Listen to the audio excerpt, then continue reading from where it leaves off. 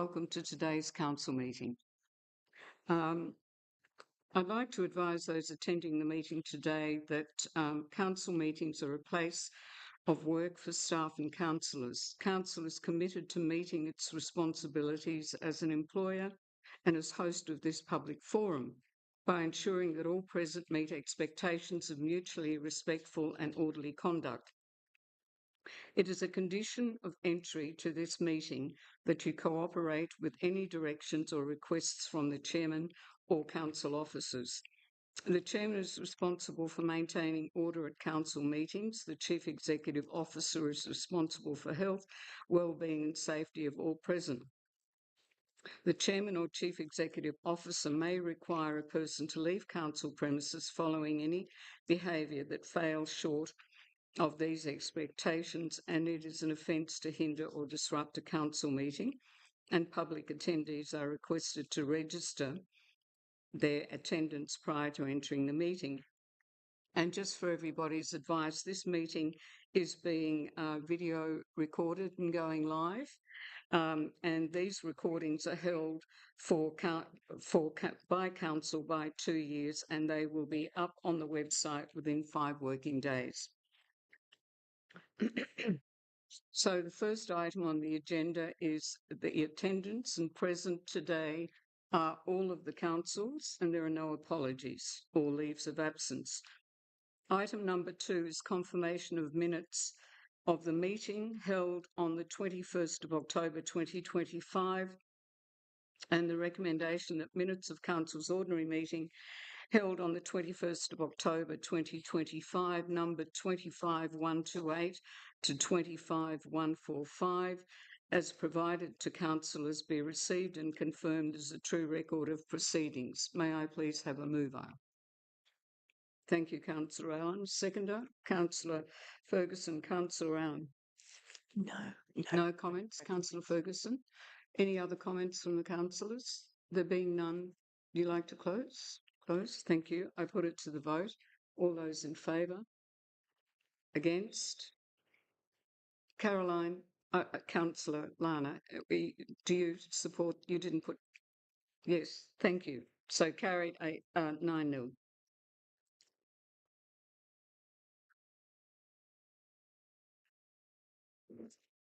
Item number 3 is late items. Sorry, Chair, we do have late items. So when we just bring that up. So the purpose, councillors, of the late items is that today's AGM was held and there are a number of motions that were passed as part of the AGM. The Local Government Act requires that those motions be considered at the next ordinary council meeting, which is this afternoon. So we obviously didn't have them on time to be able to put them into your agenda papers. But they'll come.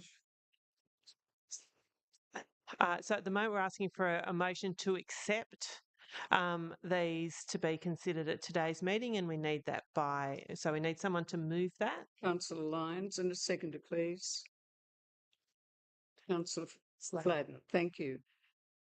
Any comments from the mover and the seconder or councillors? Thank you. I'll put it to the vote. All those in favour? Carried 9-0. So for the purposes of the agenda, those matters will be considered as motions on notice when we get to that section of the agenda. So now we come to item 4, and are there any declarations of interest in a matter of a councillor at this meeting? Yes, Madam Mayor, I've got an interest in 12.3, community grant application for Greens Beach Golf Club. I'll step out of the room. Thank you. Madam Mayor? Yes. Just as the planning authority, I've got an interest in 7.3, Plan 3, that I'll be excusing myself for that item. Thank you very much, Councillor Ferguson. So we come to item 5, which is public input time, and the general rules for public question time and questions without notice. 30 minutes maximum for public question time and public questions. Any one speaker is limited to a maximum of 90 seconds to make a statement, and/or 3 minutes for questions and a maximum of 3 questions. A question will be answered if the information is known, otherwise it will be taken on notice and responded to in writing. If a member of the public hinders or disrupts a meeting, or tries to hinder or disrupt a meeting, or refuses to leave a closed meeting, or uses obscene or offensive language, the chairperson may take reasonable steps to remove that person from the ordinary or closed meeting, including requesting the assistance of a police officer if required. To assist with the compilation of minutes, it would be appreciated if community members with prepared questions and statements could please provide a copy to the council via the council website. When addressing the council, please state your name and address. And to be clear to any members of the public in attendance, as outlined in the council's public question time policy, we will not allow statements or questions relating to the personal affairs or actions of a councillor or council staff, or which questions the competency of council staff or councillors. If someone chooses to ignore this directive, in the first instance, the statement of question will be rejected and you will be asked to sit down. Should anyone choose to ignore that advice or enter into debate or disrupt a meeting, you will be asked to leave. So we now come to public question time, and it has commenced at 1:36 p.m. And those that have registered to speak today are Mr. David Hill. Please come to the microphone. Thank you. Good afternoon, Mayor and Councillors. My name's David Hill, 18 Stevensdale Drive. I was reading with interest the West Tamar growth strategy, just wanting to acknowledge my support for the potential relaxing of possibly some low-density areas, allowing for further housing. I look forward to the further development in this near future. A question is, does the West Tamar Council see this as a priority? That's your question? Yep.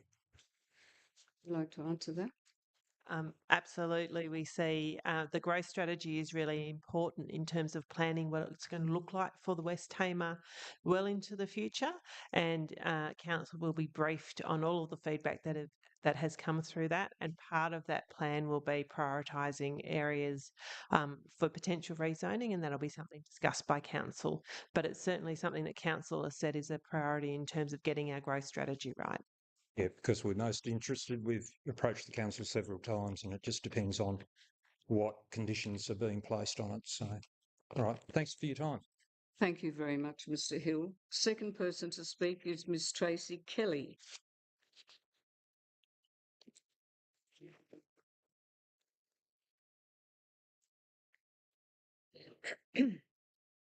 My name is Tracy Kelly, 99 Down Crescent, Riverside.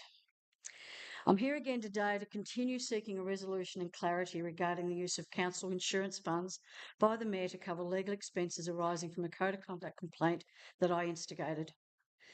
Despite submitting several questions and those of another community member, both with and without notice over the last few months, I'm yet to receive a clear or satisfactory response. I wish to emphasise that my requests are not unreasonable. Rather, I am simply seeking transparency and accountability from the Council. In support of my position, I would like to reference several excerpts of previous statements made on this matter. A newspaper article in August, a published article, indicated that the Council had received legal advice saying she was entitled to utilise the policy. A response by Ms Desmond to a question without notice in September. Ms Desmond stated, "It was general understanding at that time, as I understand it, that code of conduct deductibles were covered by councils. It was acted in good faith." Response to question on notice from a community member in October. The response was, "Followed advice at the time by senior council officers in good faith." These statements offer a conflicting account concerning the application of council's insurance policy in relation to this issue. Obtaining straightforward answers to my questions has proven challenging. The repeated references to actions being in good faith are becoming increasingly draining. It is important to recognise that we all should be held to the principles of good faith in this. My objective throughout this has been to resolve this issue with integrity. However, it feels as though the council is simply trying to dismiss my concerns in the hope that I will eventually give up. With all due respect, Ms Desmond, I found aspects of your question to my question without notice last month particularly troubling. Your comment regarding whether the insurance company had been notified, along with your assertion that Council now considers the matter to be closed, felt dismissive and offensive. Such statements undermine my genuine efforts to obtain a transparent and honest resolution in line with good faith. Given the inconsistent statements that have been made regarding the use of Council's insurance policy, I respectfully request that evidence be provided to this Council to confirm which of these statements correctly reflects the truth. In the spirit of good faith and transparency, it is essential that the Council presents documentation or other supporting material that clarifies which version of events is correct. This will help address ongoing concerns and ensure we are both acting with integrity and openness. Can you please advise if Council is willing to provide this evidence to Council? Ms Kelly, you've asked that question previously and it's been answered, so I don't accept your question. Thank you. While it has been repeatedly stated that the use of the Council's insurance policy to cover legal expenses was valid, I believe that this decision warrants thorough scrutiny. There appears to be a contradiction in the fact that, despite the insurance policy being deemed valid for this purpose, the Mayor was still required to pay the deductible out of her own pocket. This situation raises concerns about fairness and transparency and how this makes it valid. To provide an example, this situation is comparable to someone who gets a speeding ticket, asks someone to accept the demerit points while personally paying only the fine. Similarly, the Mayor has benefited from substantial legal support financed by the Council's insurance, with her personal financial responsibility limited to the $5,500 deductible. This appears to have offered you, Mayor Homdale, a significant advantage, which was in direct conflict with Section 28ZN of the Local Government Act 1993, which provides clear guidance on this matter and raises questions regarding consistency with the principles of good faith expected in council operations. Accordingly, may I respectfully ask you, Mayor Homdale, to specify which particular section or clause of the Local Government Act 1993 that authorises the submission of the claim and provides the basis for entitlement to have a portion of legal fees covered by council's insurance. I'll take that question on notice, Ms Kelly, and it will be responded to in the required statutory time period. Thank you. As referenced in the CSO's declaration recorded in the council minutes, Section 65 of the Local Government Act, qualified persons, clearly stipulates the General Manager bears the responsibility to ensure that only individuals who are appropriately qualified provide advice to council. This requirement extends to both written and verbal advice, with the Act mandating that transcripts of records be maintained even when the advice is delivered verbally. To foster transparency and maintain the good faith principles expected of council operations, will you, Mayor Homdale, pursuant to Section 65(2)(b) of the Act, provide this council with a copy of the advice you received at the relevant time that authorised the use of council's insurance policy to obtain legal advice relating to the Code of Conduct matter? This request is particularly significant given that the advice to use the insurance policy was in direct conflict with the advice previously provided by the Code of Conduct panel. I respectfully ask that it be submitted for the Council's review to ensure clarity and uphold the standards of governance and integrity expected by the community. Will you commit to doing this? I will take that question on notice, Ms Kelly, and you will be replied to in the required statutory time period. Thank you. Thank you very That's much. your 3 questions. Cheers.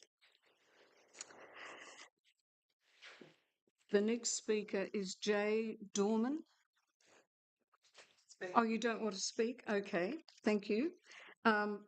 Next question is Emily Peterson.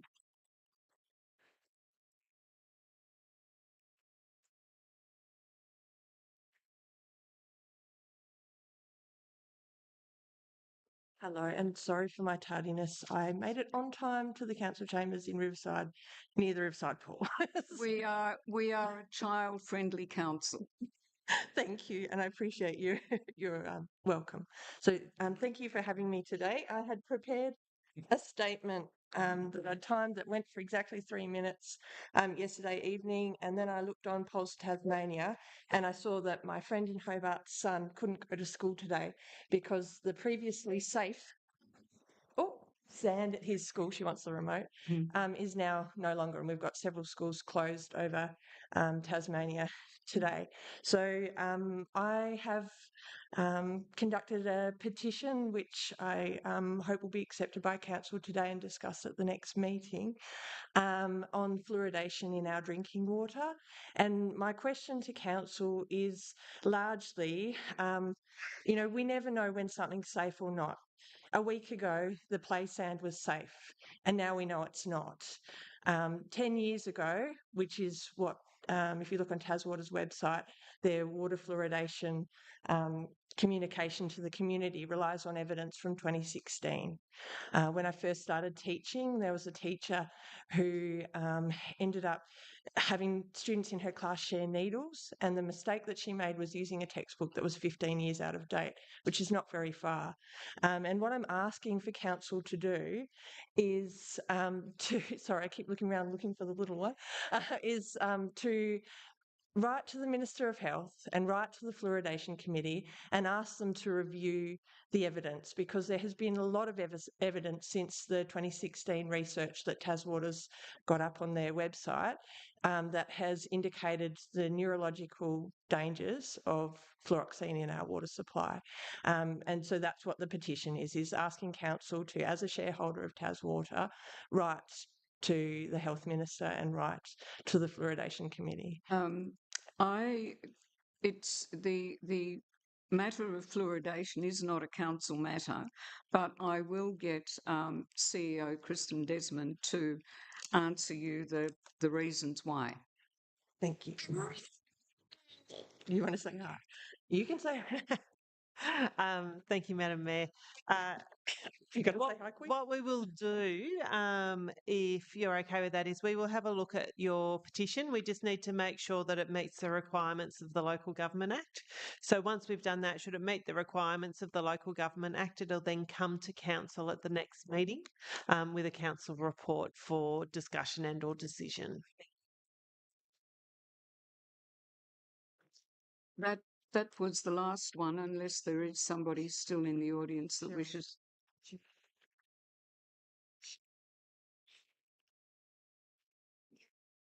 Where is it? This one. There it is. There is one other. Cheryl, my apologies. Cheryl Swan.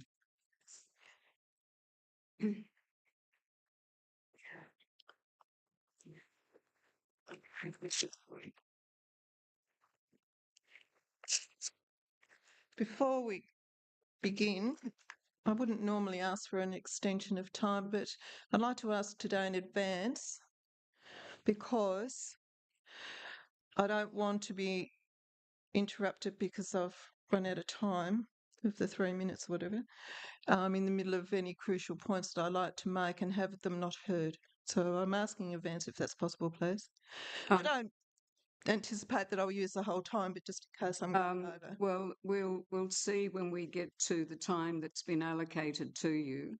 But it's not fair to extend your time and not give other people who've spoken that same extension. But please start, and I'll make the judgment as to whether we're going to give you some extra time or not. Thank you.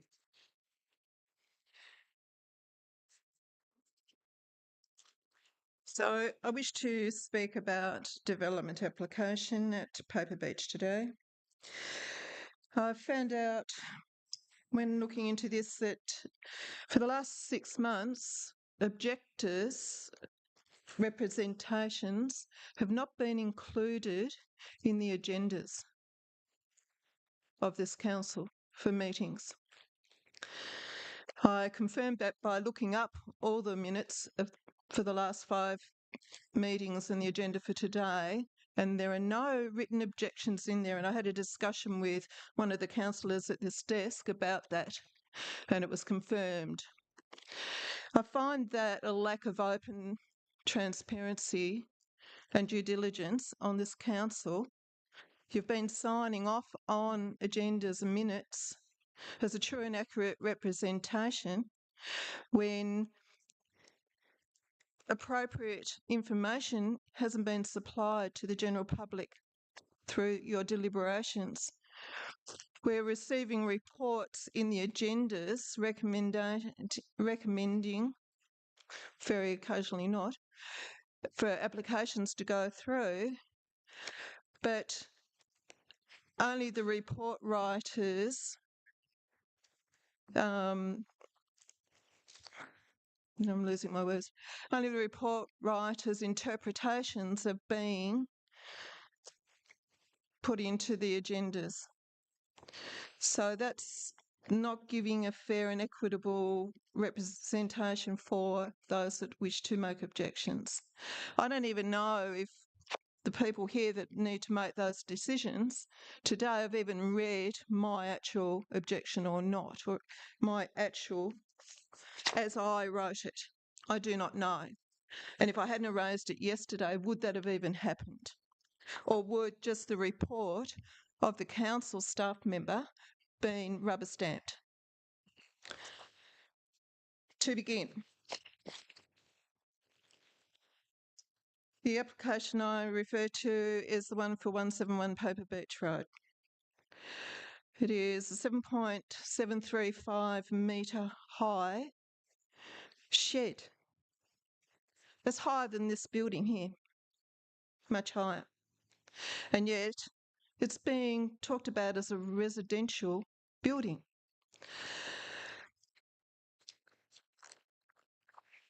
Non-residential building, core to state planning. Or non-dwelling development compatible with streetscape, compatible with form and scale of existing residential development, does not cause an unreasonable loss of amenity to adjoining properties. Height of a building that is not a dwelling must be compatible with the streetscape and not cause an unreasonable loss of amenity to adjoining properties. Taking in regard the topography, the height of the buildings and the site and adjacent properties, the bulk and form of existing and proposed buildings, sunlight to habitable rooms of dwellings and private open space, and any overshadowing of adjoining properties. The siting of a building that is not a dwelling must be compatible with the streetscape and character of development existing on established properties in the area. Height, bulk and form of existing proposed buildings, appearance when viewed from roads and public open space adjacent to the site, and the safety of road users. The siting of a building that is not a dwelling must not cause unreasonable loss of amenity to adjoining properties, having regard to the topography, size and shape, setbacks, height, bulk and form of existing proposed buildings, areas, sunlight to private open space, etc. Ms Swan, you have 1 minute left. It won't be enough, I'm sorry. I'd like an extension. I've taken a couple of photographs this week. This is the view from public open space, Paper Beach Esplanade, of the residents at this development site that's proposed. I've drawn on this the little red lines there. That's an estimate of how this proposed shed will dwarf the existing residence. It'll be directly behind where the 3 shipping containers, just in front of the 3 shipping containers, have been on site without a development application. So I've written other things on there if anyone's interested in seeing that. Ms Swan, your time is up. Thank you. But I will say that this is a planning matter that's going to be decided at this council meeting. So until the recommendation is moved and then debated, I can't make any further comments. But I'd like to, if I could have an extension, no, please. I can't give you an extension. I'm sorry. Why not? Because the time that you are entitled to has expired. That And somebody second that? I will give you another 2 minutes. Thank you. This photograph shows my garage, the power pole that's on the boundary next door, delivering the power to my garage where my solar panels are. The height at the highest point in this garage is 3 metres. All this area that I've drawn here is where this new shed will be at 7.735 metres.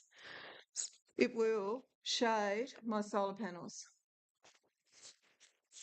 This one's taken a few feet away. There's my garage.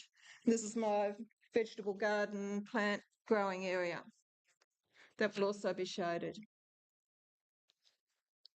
I will lose private amenity from this area, my private open space, because what is proposed is a 2-storey building with an upper level, windows, etc., overlooking, which will give those people ability to overlook my whole yard, not just gaps, between trees on our boundary and, between the carport, etc.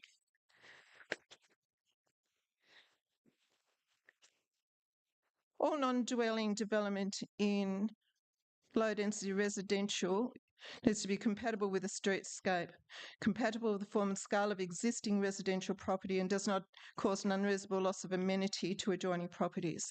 I've done a walk around of our area and between Beauty Point and Riverside, and I cannot find another residential shed or garage that is larger than a residential premises anywhere. To please sit down. Thank you.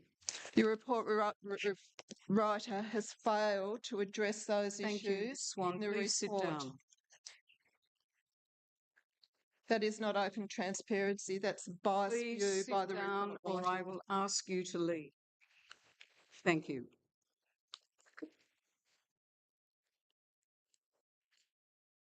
So 5.2 is public questions on notice, and they are responded to.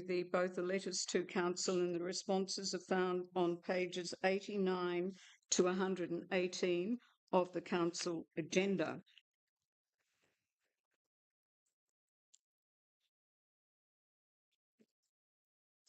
Six is the Chief Executive Officer's declaration, page 94 of the agenda. And item 7, we come to the planning. And I remind council that we are now sitting as a planning authority.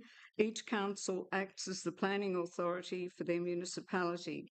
In this role, councillors consider development applications and make administrative decisions that are based on the council's planning scheme. While councillors are obliged to consider the community's views, this does not mean that they can vote in favour of those views while fulfilling the role of a planning authority.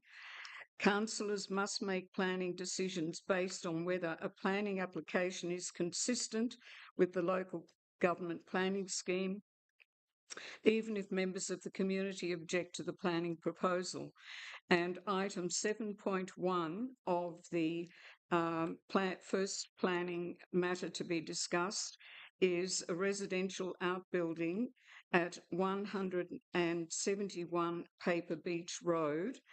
And the recommendation is that application PA 2025117 for residential outbuilding at 171 Paper Beach Road, Swan Point, be determined as followed.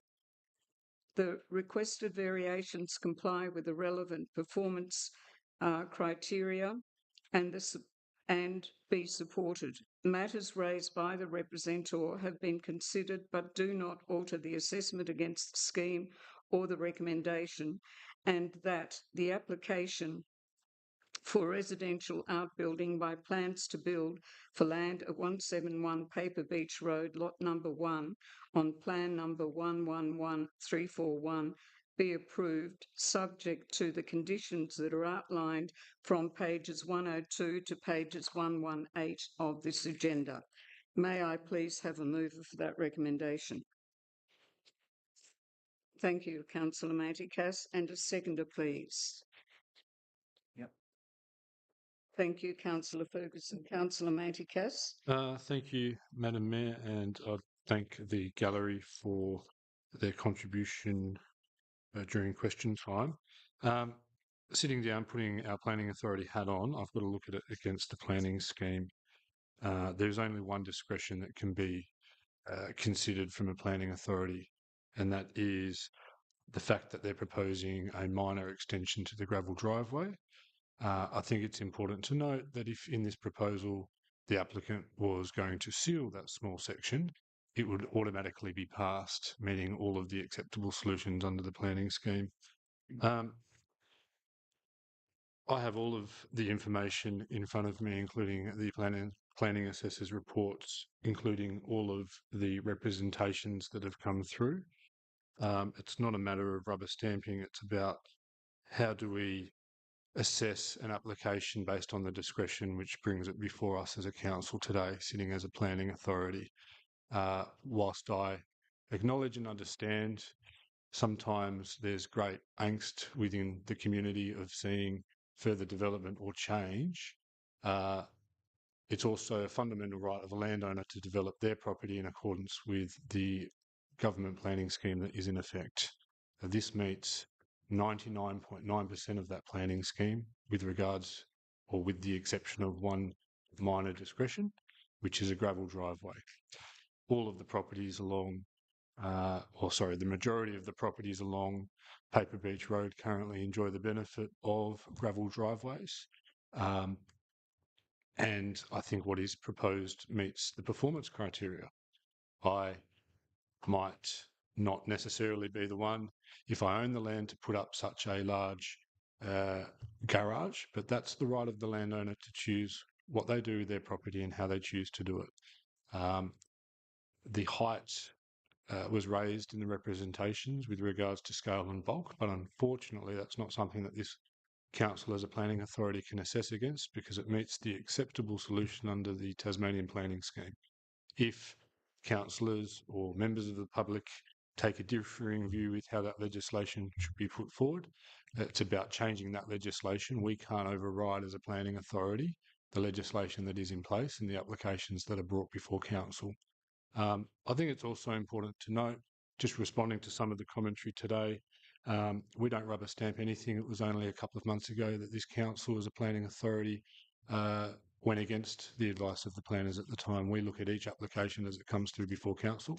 We make objective and conscious decisions based on the applications that are put before us. The professional and qualified advice provided by our consultants or our in-house planners.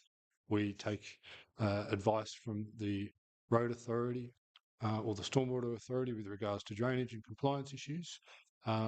So I'll be voting to support this application as it's put forward, because there is nothing in there that would warrant any other decision other than approval. Thank you, Councillor Mandikas. Second to Councillor Ferguson. Yes, thanks. I'll speak in a recommendation of this also. I do understand a lot of the concerns. One of them is we have guiding principles of amenity and character that often people will read, and I've even argued for them in different planning applications. But where the acceptable solutions met, that's actually the priority in how it's actually assessed to the planning scheme. So this has been comprehensively looked at, all the representations I've read, and as has already been spoken, there was only one discretion around the parking gravel. The only thing I'd say is that that I do really believe in the planning authority being with the council. And this is another example where it is being looked at by non-professionals. We are not professional planners here around this table, except those that are employed by council and those that have done these reports. We do look at this from the community perspective. However, we've got a responsibility to assess it via the planning tool. So on this case, this application should be approved. Also worth noting is this outbuilding is not for any other purpose except residential purposes, such as storage and use, workshop use. And we have other means of regulating or insisting on people adhering to what planning permits may be in place. So, thank you, Councillor Ferguson. Are there any other comments from the councillors? There being none, Councillor Manticas, would you like to close? Nothing further. Thank you. Thank you. I will put it to the vote. All those in favour? Against? Carried unanimously. 9-0. Plan 2 is boundary adjustment and residential single dwelling and outbuilding at 76 and 78 Riata Road, Trevelyan. And the purpose of this report is for the Council to consider a proposal for a minor boundary adjustment between 76 and 78 Riata Road and construction of a new building and outbuilding at 76 Riata Road, Trevelyan. And the recommendation to PA 202527.5 be determined as follows. The requested variations comply with the relevant performance criteria and be supported. Matters raised by the representative have been considered but do not alter the assessment against the scheme or the recommendation, and that the application for a boundary adjustment and residential single dwelling and outbuilding by Cataract Designs, for land at 76 and 78 Riata Road, Trevelyan, lot number 39 and 40 on plan number 54890 be approved, subject to the conditions that are outlined from page 127 to page 145 of the application. And the recommendation is that PA 202526.0 be determined as follows. The requested variations comply with the relevant performance criteria and be supported. Matters raised by the representative have been considered but do not alter the assessment against the scheme or the recommendation, and that the application for residential multiple I skipped the. Beg your pardon. I'm reading. No, that's it. Page 130. Oh, I beg your pardon. I've gone into the next. recommendations on page 1. Yeah.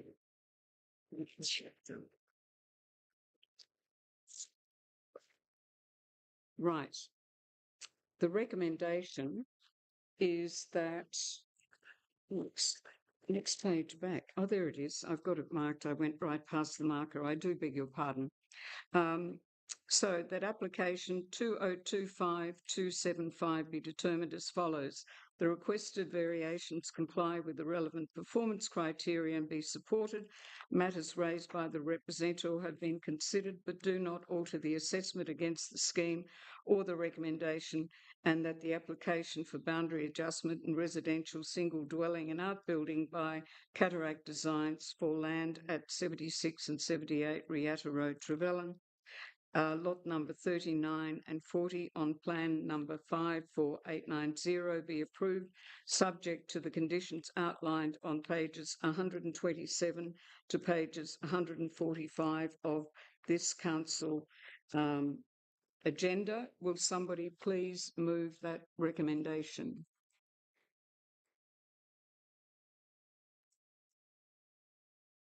Councillor Manticas, a seconder, please. Councillor Lyons. Councillor Manticas. Thank you, Madam Mayor.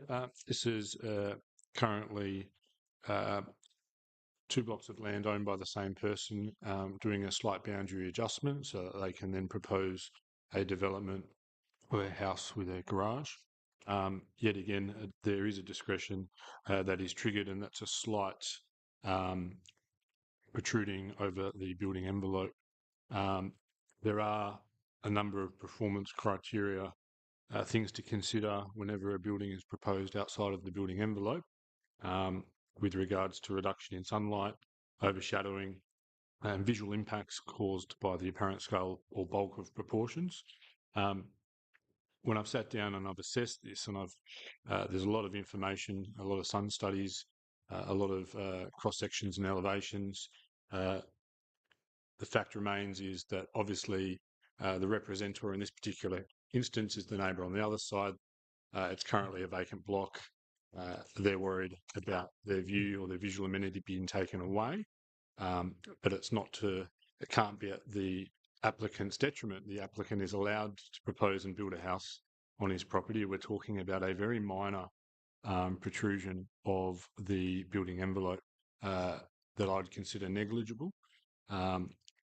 With respect to the application itself, it's another detached family home. There is a significant need of housing in northern Tasmania. I like seeing applications like this, where you've currently got an underutilised vacant block of land going to be turned into another housing option. But yet again, we have to assess it based on the discretion that it hits in the planning scheme. All the details are in this application and published online. I've taken into consideration the representor's views on this particular issue. I find that the loss of visual amenity is negligible compared to the area of the building that is proposed to be just outside of that building envelope. And yet again, I'll be supporting this application today. Thank you very much. Councillor Lyons. I think it's only a minor. I think just part of the roof line is an area of concern, and I think that is very minor, and I support the motion. Thank you very much. Are there any other speakers from councillors? Yes, Councillor Shigo.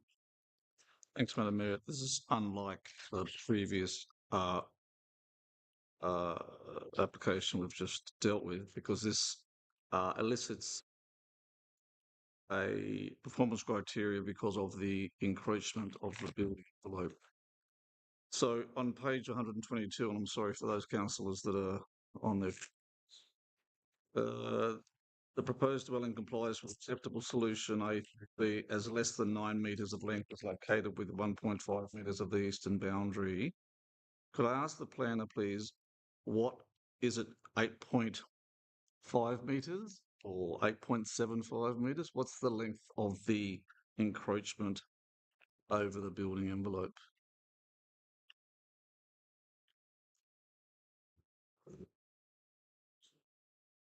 That one might be. I'm not sure.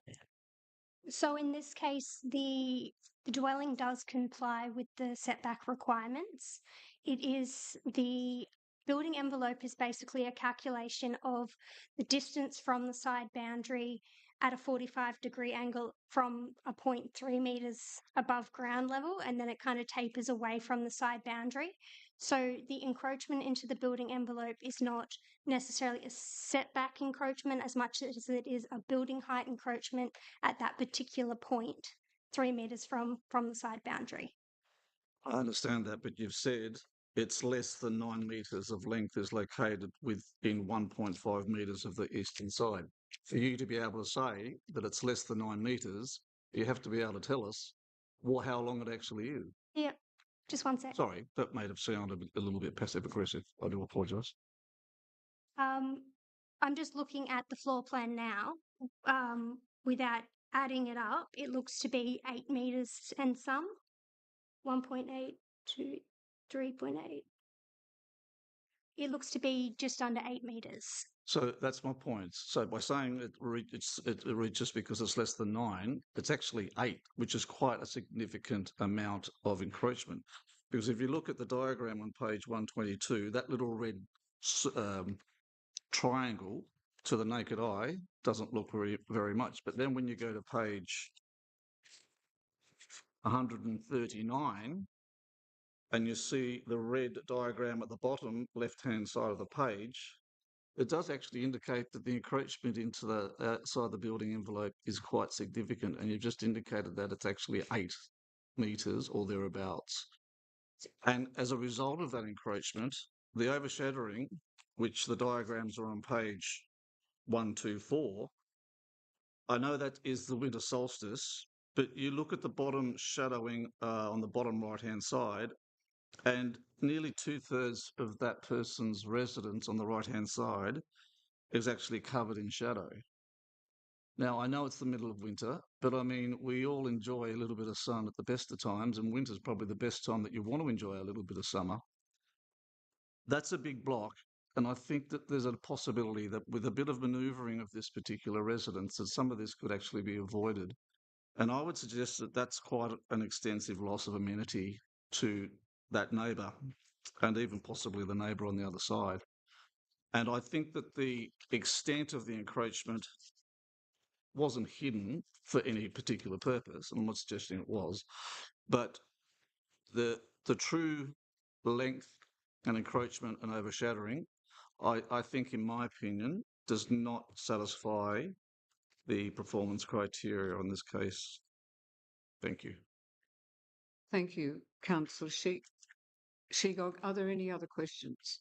Or would you like to respond to that? Yeah, I'm happy to respond. I just, in the form of, to start with a clarification. So they are permitted to have up to a length of wall, 7 metres long, within that location, and that is fully compliant. It's only the portion that's above 3 metres in height at that point from ground level that is the encroachment, not the length of 8 metre wall within that location itself.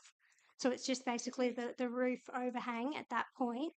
But sorry to interrupt, but that was the basis of my question. My question was, what length encroached in over the building envelope? I see the confusion. I must have misinterpreted your question. They are permitted to have 8 metres in length, and they're only they're permitted to have 9 metres length of wall within that location. They only have 8. So that component complies, and they therefore comply with the setback requirement. The encroachment is related to the building envelope, which is a separate assessment requirement, which basically starts from a 0.3 metres above ground. So sorry, Madam Mayor. So in P3, where it says the proposed dwelling complies with the sectoral solution as less than 9 metres of length is located within 1.5 of the eastern side boundary, there's actually 8 metres of length is located in 1.5 of the eastern side boundary. Is that correct? Yes, that's correct. So less than 9 metres. Yeah. Yes, but it's 8 metres. Yes, which is compliant. Yes, I understand that, but it's not like 1 metre or 2 metres, is it? I mean, if it was 8.99 metres, I hope my maths are correct there. Yes. Then it still complies. But I must say, if it's by 1 centimetre, then it, in my humble opinion, evokes some concern, especially with the topography of that block. That 8 metres is quite, if it was on a flat surface, it probably wouldn't incur too much intrusion. But in my humble opinion, that's a significant length of wall that will cause some significant loss of amenity to the neighbour on the bottom side. I'll stop now. Thank you, Councillor Shegog. Are there any other comments? There being none, Councillor Manticas, would you please close? Thank you, Madam Mayor. And the length of the wall is 7.91 metres, as you can find from page 138. The section of wall that I think Councillor Shegog is referring to is not actually where the encroachment of the building envelope actually happens. It's the wall further north at the end near the covered deck, and the 9 metres that forms part of the acceptable solution area is actually the master bedroom and the walk-in wardrobe at the frontage of the property. So this is dealing with the encroachments of the building envelope at the rear of the property, which is what's being assessed. Obviously, whenever a proposal encroaches a building envelope, it's up to the councillors to make their own assessment as to whether or not that creates an unreasonable loss of amenity to the neighbouring properties. There are actually 2 encroachments, one on the other side, I think on the western side, but we can almost discount that because the next door property to there is actually owned by the same applicant. So really, it's just about assessing the eastern side building envelope encroachment. It's a very minor protrusion of this. It's of little substance or utility from a scale or bulk perspective of what's going outside of that envelope. There are easy solutions. You could deny this application and request that the applicant shifted it over so that he was within that. But that's not what I believe the performance criteria of the planning scheme is designed to do. It's about, once that discretion is triggered, is weighing up whether or not what is being proposed is reasonable and does it meet the test of the performance criteria. Obviously, as a planning authority, we're entitled to have differing opinions. We often do. Generally, we all land at the right decision. So my position is still to support this application as presented. But thank my fellow councillor colleagues for their contributions to the debate. Thank you, Councillor Manticas. So now I will put it to the vote. All those in favour of the recommendation? So I have, because it's not an unanimous, the councillors that supported are Councillor Manticas, Councillor Ferguson, Councillor Ferguson, Councillor Sladden. I've got you out of order. Councillor Lyons, Councillor Shegog is against. Councillor Homdale for. Councillor Allen, Councillor Ireland and Councillor Lana are for, and Councillor Shegog is against. Thank you. Thank you. So now with the next item, PA 2025-260, residential dwellings by 3 at number 1 Wyville Street, Lagana. For the minutes of the meeting, Councillor Ferguson and Councillor Lyons, Councillor Allen have left the meeting due to a conflict of interest. So the PA 2025-260, residential dwellings by 3 at 3 Wyville Street, Lagana. And the purpose of this report is for Council to consider a proposal for residential multiple dwellings comprising development of 3 new dwellings at 1 Wyville Street, Lagana. And the recommendation for this application is that application 2025-260 be determined as follows. The requested variations comply with the relevant performance criteria and be supported. Matters raised by the representative have been considered but do not alter the assessment against the scheme or the recommendation, and that the application for residential multiple dwellings, 3 dwellings, by Nova Land Consulting for land at 1 Wyville Street, Lagana, lot number 77 on plan number 180377 be approved, subject to the conditions that are outlined from pages 161 to pages 178 of this agenda item. Will somebody please move that recommendation? Councillor Lyons, may I have a seconder? Oh, Ireland, yes, of course. And seconder, please. Oh. Okay, Councillor Shegog, let's not have an argument about it. Councillor Ireland. Yes, thank you, Madam Mayor. I'm happy to move this. I must admit, initially I had some scepticism about this because the main discretion is the site coverage, and that is going to be less than the required site coverage. But bearing in mind an earlier discussion about West Tamar providing houses and being an important thing for us to provide houses for everyone, I think this is worth squeezing that envelope a little bit tighter. The other discretions, as 6 altogether, but the other discretions are relatively minor. They're just half a metre here, half a metre there. The main one was the actual site coverage, which is, what is it, about 7 metres square under the minimum. The usual representations refer to rubbish bins, which have the situation of placing a rubbish bins has been satisfied. The traffic issues were brought up. This always happens when you have a cul-de-sac and the other people are used to having nobody coming up and down the cul-de-sac. When a new development comes along, there's always some angst about that. Unfortunately, that's life. When you've got an empty block, eventually it's going to get developed. And I think this is being developed in a very clever way to get 2-bedroom units, which are very much in demand at the moment, with adequate public open space, private open space, and all the other discretions are negligible. And I commend this to the meeting. Thank you. Thank you, Councillor Ireland. Councillor Shegog. Thank you, Madam Mayor. I thought I'd second this proposal, so no one thought I was anti-development, of course. This is a very good development in what, in my opinion, is a very weirdly shaped block.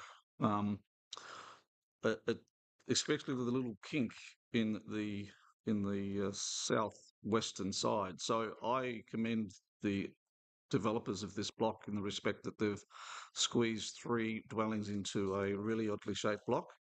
I agree entirely with Councillor Ireland in relation to the increasing housing that we need, and this will provide 3 more affordable houses to the Lagana and the West Tamar area. And we hear about it every day in relation to housing, and I think it's very important that we support this development. Thank you, Councillor Shegog. Any other comments? Yes, Councillor Lyons. The bins again, and this I've seen many other applications where you can only get 1 car in, and I think at least you can get 2, and there is 1 visiting car park. So I think they've made the best of a weird shaped block. Thank you very much, Councillor Lyons. Any other comments? Can I? Sorry, you need to declare the reason for leaving the room. Councillor Lana?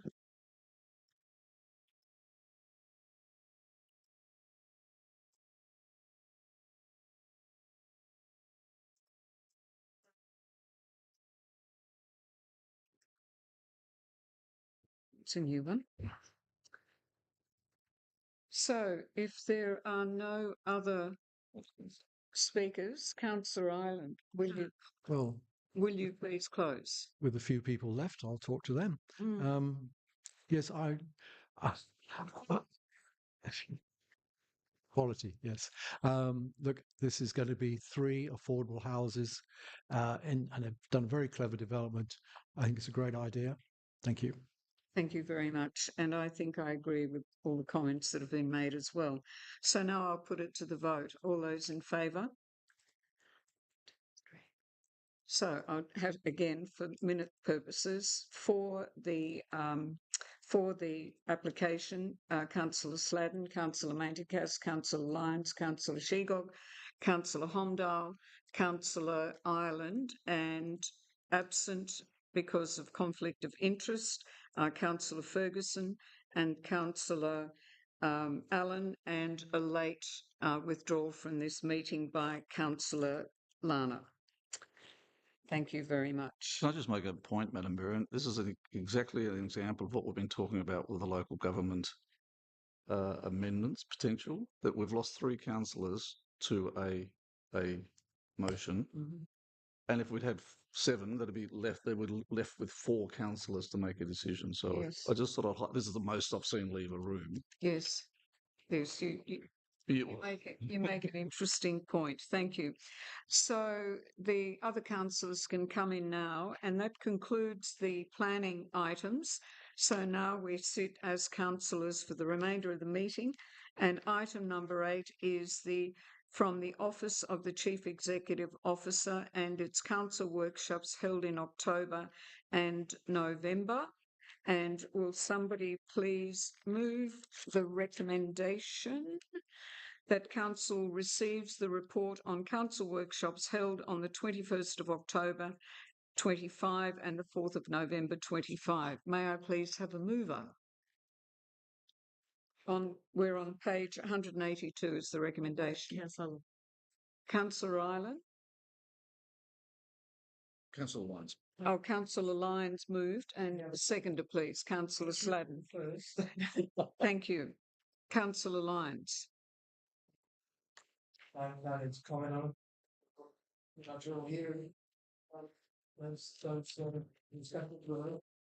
Thank you very much, Councillor Sladden. Nothing further. Any comments? None? I put it to the... Oh, Councillor Lyons, do you wish to say anything further in closing? Thank you. I put it to the vote. All those in favour?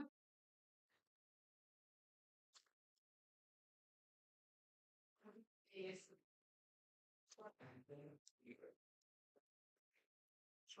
This is Councillor Lana. This is the workshop report for the 2 previous dates. Workshops, not for the one this morning, but the previous ones. You were there. Those, yes. So it's 9-0.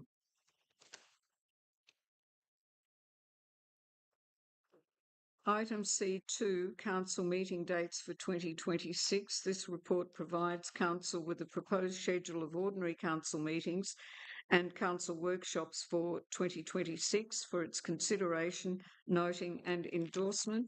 And the recommendations are found on page 185. I won't read them all out.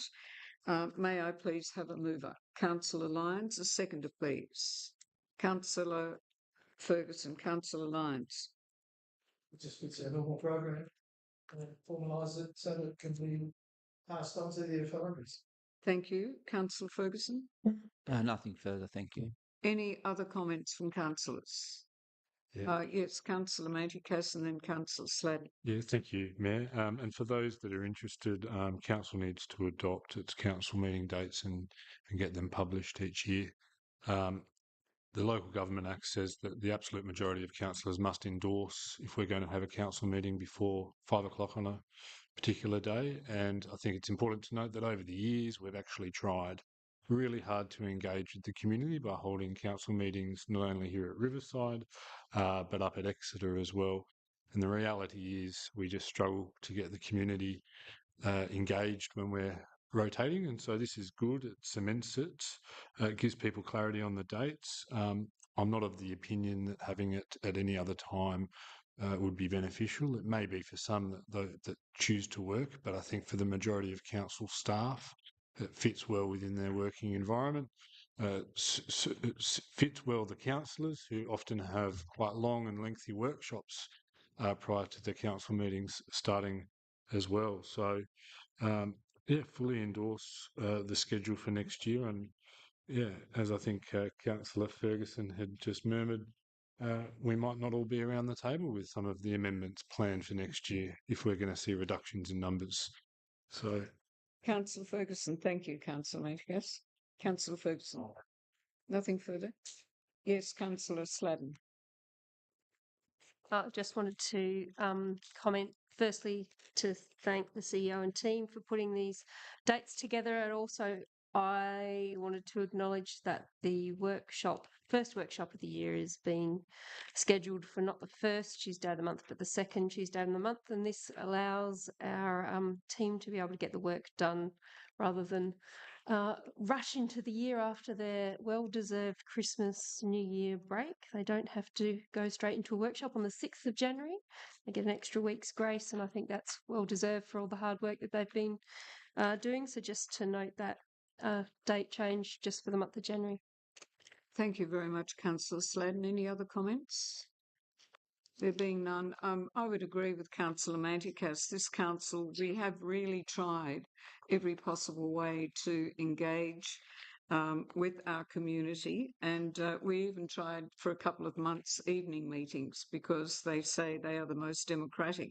And despite very wide advertising of it, nobody turned up. So we reverted back to our daily meeting plan. So if there are, Council. Turn your microphone on. Shouldn't they be 2026 dates, not 2025? That's what it says. Yeah. Oh, the date's down on there. You're correct. Apologies. Typo. Thank you. Thank you very much. If there are no comments, Councillor Lyons, to close. These dates are obviously need to be advertised so people are aware of them. And it is 26, not 25, the year. And the way we've been going, I wouldn't be surprised if there are other Tuesdays get thrown in. It looks like each Tuesday might end up being a council day. So just bear in mind the size of the workshops and meetings. When you're talking about 500 pages, it might be worthwhile splitting it up even more sometime in the future. I'm not asking for it, but it may happen. Thank you very much, Councillor Lyons. There being no further opportunities to speak, I now put it to the vote. All those in favour? Against? Carried. The next item on the agenda is the appointment of the Acting Chief Executive Officer, and this summary is provided to Council for their consideration to appoint 2 officers of Council as Acting Chief Executive Officer in the case of absence of the CEO, and in accordance with the requirements of Section 61B of the Local Government Act 1993. For the avoidance of doubt, Chief Executive Officer means General Manager for the purpose of the Act and all other legislation administered by a concerning council. And the recommendation is that Council approve Dino DePoli, Director Community Assets, as Acting Chief Executive Officer during the absence of the Chief Executive Officer in accordance with the requirements of Section 61B(4) of the Local Government Act 1993 for the period of 1 January 26 and 31 December 26 inclusive, and appoint Michelle Riley, Director Planning and Development, as Acting Chief Executive Officer in accordance with the requirements of Section 61B(2)(b) of the Local Government Act 1993 for the period of 1 January 26 and 31 December 26 inclusive.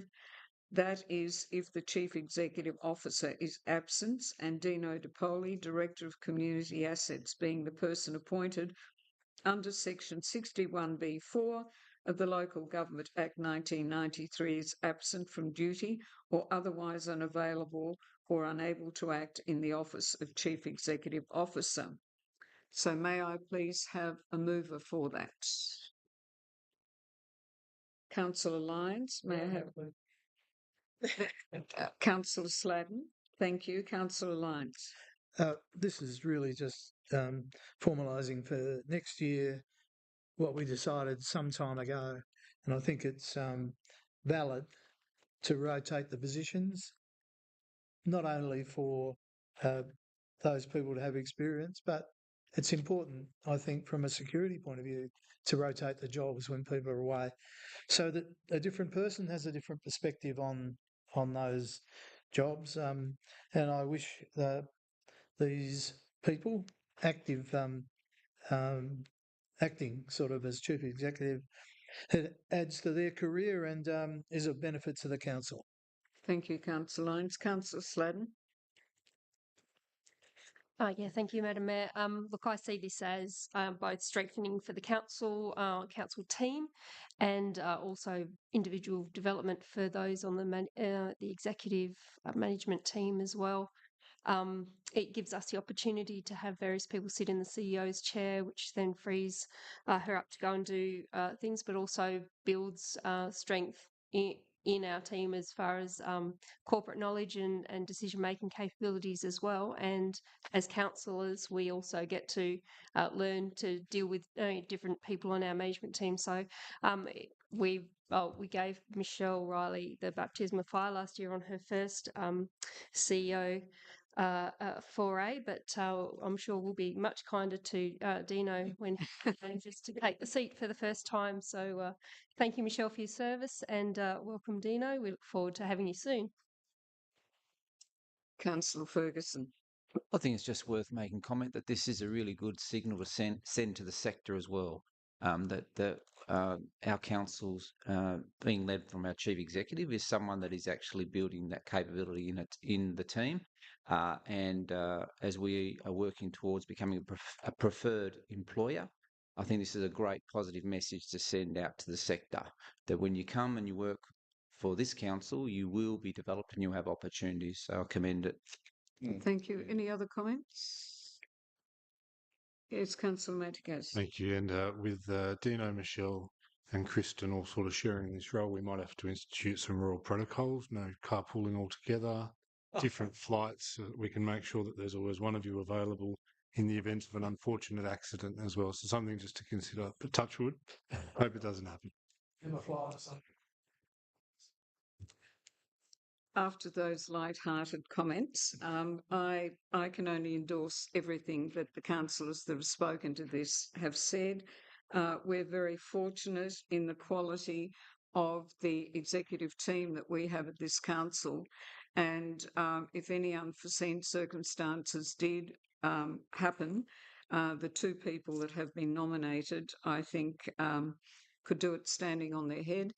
But I also think that even if there was some calamitous occasion, we still have a fantastic team, and each team in every section of our council could adequately stand up and continue on. So I think we're very fortunate.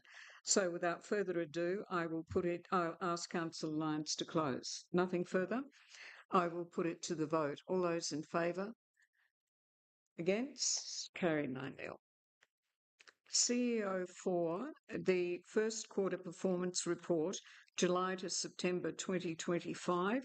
And I hope everybody's read it because we've really done some good things in this council. But the purpose of this report is to provide the West Tamar Council first quarterly performance report for the period 1 July 2025 to 30 September 2025 for endorsement. And the recommendation is that Council receives the West Tamar Council first quarter performance report 1 July 2025 to 30 September 2025 and provides public access to the report as part of Council's commitment to ongoing good governance. A mover, please. Councillor Allen. A seconder. Councillor Manticas. Councillor Allen. Thank you. I think it's great that we receive these performance reports, and it's really good for the community to be able to see what council is doing each quarter of the year, which includes financial information too. So I'm happy to receive that report. Thank you. Thank you, Councillor Allen. Councillor Manticas. Yeah, thank you.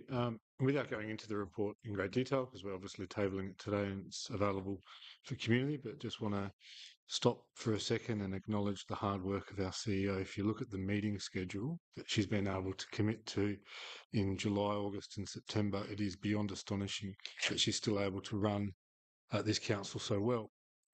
Meeting with proponents in all walks of the community, state governments, regional other bodies, just to continually advance and put this council in a better position, whether it's potential funding opportunities or responding to community complaints or consultations, whatever it is. So I think, hats off.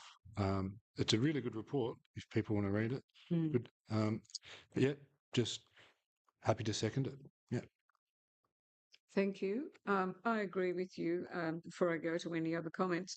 And if any of the public gallery or anybody would like to read it, it is online.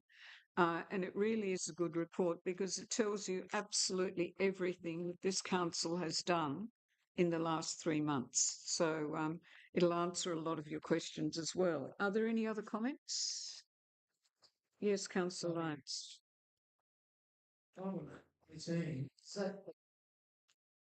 Drive that collapsed, and is it that ongoing? Is it 18?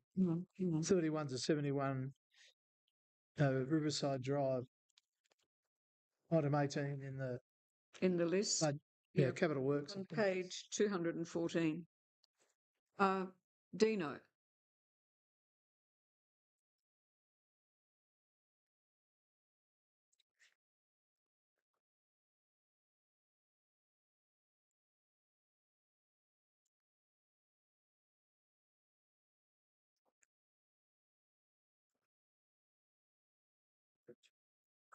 Yeah, thank you, Councillor Lyons. So I'm just on there. So it's item 18, Riverside Drive. Yes, it is. Yes, it is. So it's there are 4 sections of upper level service road through that section of Riverside Drive. We have received some initial, advice from a consultant around possible treatments. The team is currently preparing a request for quotation to go out to consultants to do some detailed design work on that first section, and then based on the ground conditions that we encounter and the design solution, we can then look at rolling out that particular solution to the other sections in Riverside Drive. I was just worried about the 50,000, whether that's enough to do that it looks like a big wall to me. It looks like a lot of money. Yep. It's just to get the consultant to do the design work and come up with a solution, and then we can look at what the estimate of costs are and come back to you. Thank you. Thanks, Dino. Any other questions or comments? I'd just like to make a comment, Madam Mayor, if I may. I'm just reading the community facility bookings, and it's really a pleasure to read, for example, that this community precinct that we built many years ago in the month of September in this facility had 64 bookings or thereabouts, just in the little main rooms that we're talking about further down.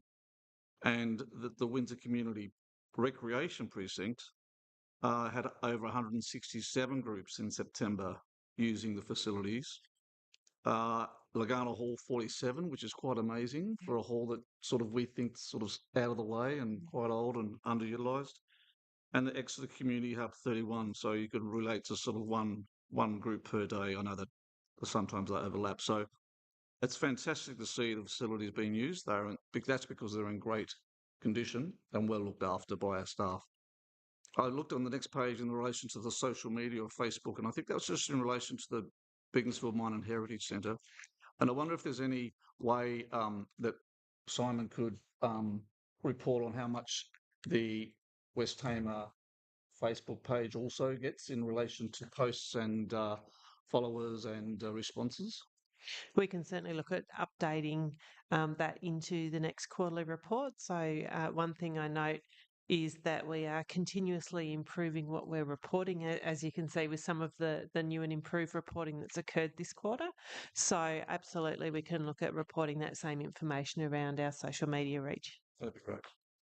Any other comments? Councillor Sladen. Two completely unrelated things. Firstly, that I noticed that we've introduced a lifetime dog registration, which hasn't been done previously, which I thought was an amazing idea. And obviously, it depends on the age of your dog as to how much value you get from that. But 334 people have taken that up, and I probably will be one of them next year, because remembering to do things every year is a hassle. So that was good to see that there's been some good uptake. But more importantly, we take the safety of our staff, or the safety and wellbeing of our staff, really seriously. And I always look at the incident reporting, and I noticed that for July, August and September, no serious injuries, no serious or notifiable incidents at all, and just minor incidents. And, that really, I think, does in a council, in an organisation that's doing a lot of practical things, we're dealing with heavy machinery and various things. That's actually a really good report card. So I'd just like to commend that to the team. Thank you, Councillor Sladen. Any further comments? There being none, Councillor Ireland, would you like to close? No, just to thank Christine and the team for all the work that's gone into that last quarter. Thank you. Here. I will put it to the vote. All those in favour? Against? Carried 9-0. CEO 5, Advocacy for Water, Taswater for Lagana. And this summary, the purpose of this report is to provide council with an advocacy letter for endorsement to the economic regulator in relation to critical upgrades required for the Lagana Sewage Treatment Plant, Lagana STP, in line with the annual plan actions. And the recommendation is that council authorise the Chief Executive Officer to sign the proposed submission to the economic regulator advocating support for Taswater's infrastructure upgrade plans, specifically the commencement of the Tea Tree Bend Sewage Treatment Plant proposed in its price and service plan for a regulatory period 2026 to 2030. May I please have a mover for that recommendation? Councillor Ireland, and a seconder, Councillor Manticas. Thank you. Councillor Ireland. Thank you, Madam Mayor. Basically, Taswater have asked us for support letters, really, to go to the economic regulator. They're about to put in a pretty serious new pricing and services plan. I agree that we are not uniformly accepting of their actual prices, but The other part of the deal is their infrastructure. And if we don't support the infrastructure plan, then we are not going to be in a very good position. So it's very important that we as a council support that infrastructure, because as we pointed out to us, we have Lagana, possibly Exeter, possibly Beaconsfield, STPs coming to the end of their life. So it's really important that at least they get their infrastructure fixed. They've been lumbered with a huge amount of problems over the years. They inherited 29 councils' mistakes, if you like, in various levels. And we've got to get it right. We've got to get Lagana sorted out, which is the tea tree bend process. So you may not like some of the things Taswater are doing, but I think it's very important that they do their infrastructure. Thank you. Thank you, Councillor. Councillor Maticas. Thank you, Madam Mayor. And just to echo the sentiment of Councillor Ireland, this letter is about supporting their investment in upgrading Tea Tree Bend. There was varying discussions around this table. The nerve of Taswater to come to this council and ask us to endorse their pricing model, which was going to disadvantage some of the largest businesses within our municipality, was atrocious. And I'm glad to see that aspect of this letter has been taken out. The current proposed pricing model that Taswater is trying to get through the economic regulator is going to disadvantage a lot of large businesses and large users of water within this municipality, adding further cost pressures on what are already businesses under buckle from a range of factors: increased electricity prices, potential increased water and sewage prices under this potential model. But the nerve for a state government body, a government business enterprise, to come to this council and ask us to endorse their pricing model so that they could sleep a little bit better knowing that they've got the support of the councils around Tasmania was appalling. But as it stands, I'm here to support this letter as it's been written. I know it's been made very clear that there are differing views around the table. I just think it's important that some of those real views are put on the record so that the economic regulator and the people within our municipality can take a serious look at their proposed pricing model so that they can understand how unfair and equitable it is and how unpalatable it's going to be for a lot of large-scale employers in our municipality. Thank you very much, Councillor Maticas. Any other comments, Councillor Lana? Thank you, Chair. I entirely agree with Councillor Manticas's comments, and would just like, just as an aside, to remind councillors that there is another funding model. I know that you don't want to hear this, but a state-owned bank would go a long way to fund our ailing infrastructure. Thank you. Thank you, Councillor Sladden. Any other comments? Councillor Lyons. Oh, well done. Sorry, the situation is and was that councils handed over inadequate infrastructure. I know councils bragged about how wonderful the infrastructure was, but it was always inadequate. Riverside and Lagana have never been capable, nor as Tea Tree Bend, capable of handling the volumes through the place. And so I think it's really up to us to support, with both the state and federal governments, the need to, if we're going to develop Tasmania, if we're going to develop Lagana, if we're going to develop around Riverside, we need better infrastructure with our sewerage, and also we should be looking at the water, because I think we run a risk of the number of things that are being dragged out of the Trevellyn Dam that we'll very soon find ourselves with water restrictions. But in relation to the sewage treatment, absolutely vital that we support them. I happen not to agree with Councillor Manticas in terms of their charging for the users by the volumes they use is, I think, a sensible and fair model. But in relation to this, certainly there've been hundreds of millions probably put into Tea Tree Bend, but we have to insist on our governments providing better sewerage for the whole of the West Tamar. It holds us up, it prevents development and restricts the amount of housing that can be built. They're all dependent on Tea Tree Bend, and the sooner they can get on with it, the better. Thank you, Councillor Lyons. Any other comments? Before I ask Councillor Ireland to close, I agree. I have great concerns as well about the timeline for the completion of Tea Tree Bend, because for our particular municipality, expansion of our municipality and the sort of industries that we're trying to attract to our municipality are actually going to be stifled by the timeline. We've been told that Tea Tree Bend won't be up and running, and the two treatment plants in our municipality that we have concern about, Legana and Exeter, aren't going to be dealt with until 2032. That is a real problem. I know that they received a lot of bad infrastructure when Taswater was formed, but I think that somewhere along the way the money has to come from somebody, and that I think is the government, to bring this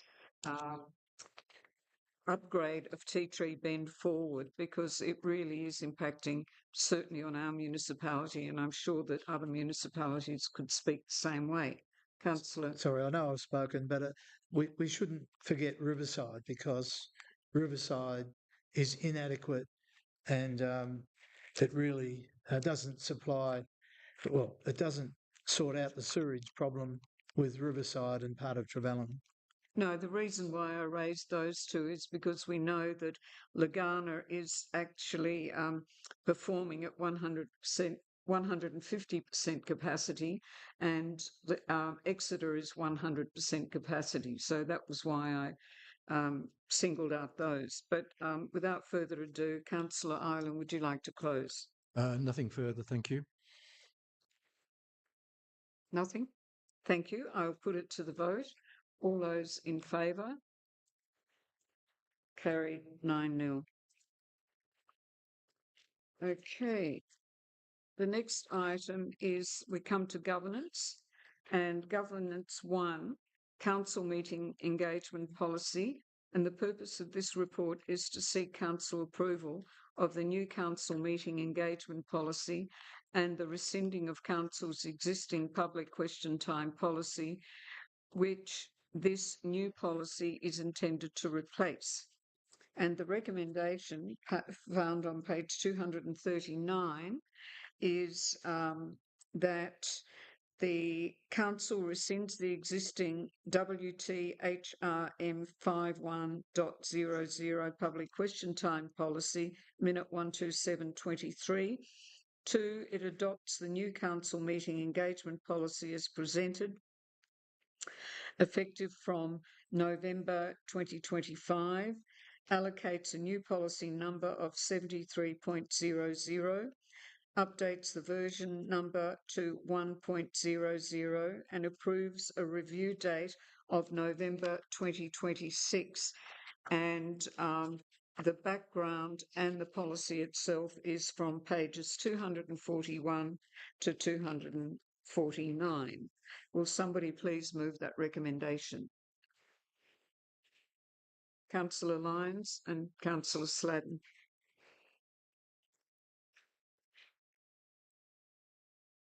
Councillor. I have to have a servant. I think I've got one. Look, I think this is a good policy. A few things in it that simplify things about, banners and pamphlets and that sort of stuff. But the big difference is that the member of the public who wants to come and speak gets 5 minutes. They can do 3 questions, but it's much more simple than having, 90 seconds to speak on one question. It's just so confusing. I think under section 422 of this new policy, it lays it out quite clearly, 5 minutes, and I think that's a really good thing. I'm just worried a bit about the wording in refusal of questions, but I mean, I think it's straightforward enough for those who use it, but it may not be straightforward for others. I support the policy. Thank you very much. Councillor Sheagle. Sorry, Sladden. It's okay. I'll moonlight as Councillor Sheagog today. Just following on from Councillor Lyons, it's great to see simplification of this, and we've played with our this policy a little bit over the last couple of years, trying to get the right balance. We really want to encourage community participation and encourage people who have something to say to come and say it, but we also need to make the rules palatable and easy to understand. And I think we've done that with a 5-minute make your statement or ask up to 3 questions. Noticeably as well, councillors' questions on notice we don't have an unrestricted time either. We have up to 3 written questions on notice, and we can ask, I think it was up to 5 questions without notice, but still a maximum of 5 minutes. So we get the same amount of time as the public for our questions without notice. So I think that's a bit of equality, whichever term you would like to use. But really, it's about getting the most from the councillors and the community when we all gather to meet once a month. So I'd like to just commend this policy change, and we can review it again in another 12 months and see what we want to change. Thank you, Councillor Sladden. Any other comments? Councillor Allen? Just one. I think it explains to the community exactly where they stand with their questions and their timing. And I think the other thing that's important for people to realise that when we do our community roadshows, people have time to ask questions without it being so strict at those roadshows too. Or I'll put it in writing if they need to. Thank you. Thank you, Councillor Allen. Any other comments? Councillor Lyons, would you like to close, please? No, I think it's a good policy. It's a good policy and clarifies some of the issues that we've been having some concern with. I think it at least lays out where people stand, simplifies the process, and in that case, I think it's worth the effort. Thank you. And the report, just for the recording, is found from pages 241 to 248 of the agenda papers. So now I'll put it to the vote. All those in favour? Carried 9-0. The next item is the Gov2 Positive Ageing Committee Terms of Reference on page 250 of the agenda papers, and the purpose of this report is to seek council adoption of the newly developed terms of reference for the West Tamar Council Positive Ageing Committee. May I have a mover? Councillor Allen, and a seconder, please. Councillor Ferguson. Councillor Allen. Yes, I'm happy to move this.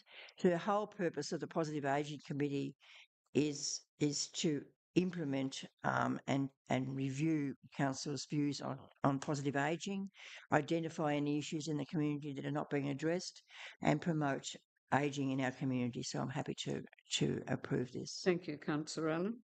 And as a member of the committee, yes, as well. Thank you. Councillor Ferguson. Just to add that it's important that we do update our terms of references for all of our committees and make sure they reflect expectations and producing good outcomes. Thank you. Any other comments? No, there being none. Councillor, any comments? No. I put it to vote. All those in favour? Carried 9-0. The item 10 is development, and there are no items in that section.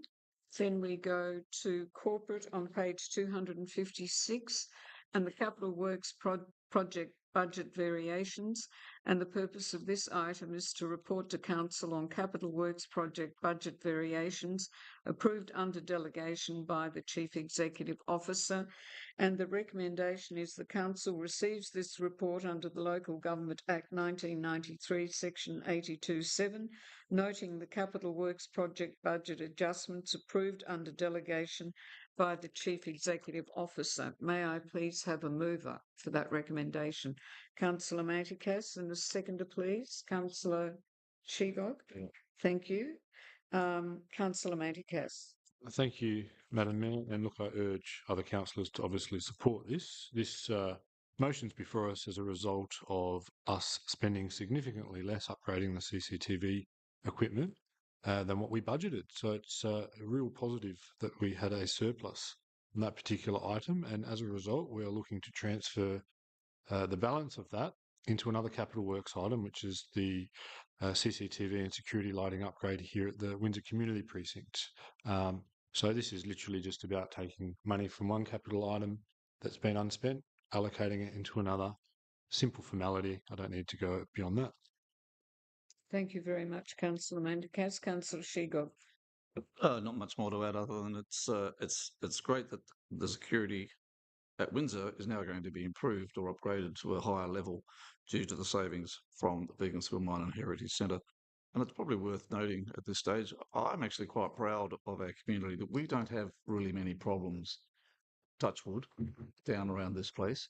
And although it's great to have the security and the cameras to monitor, yeah, I think for a building of its size and the length of time it's been here, it's been really good. So I think it's we'll move. Yeah.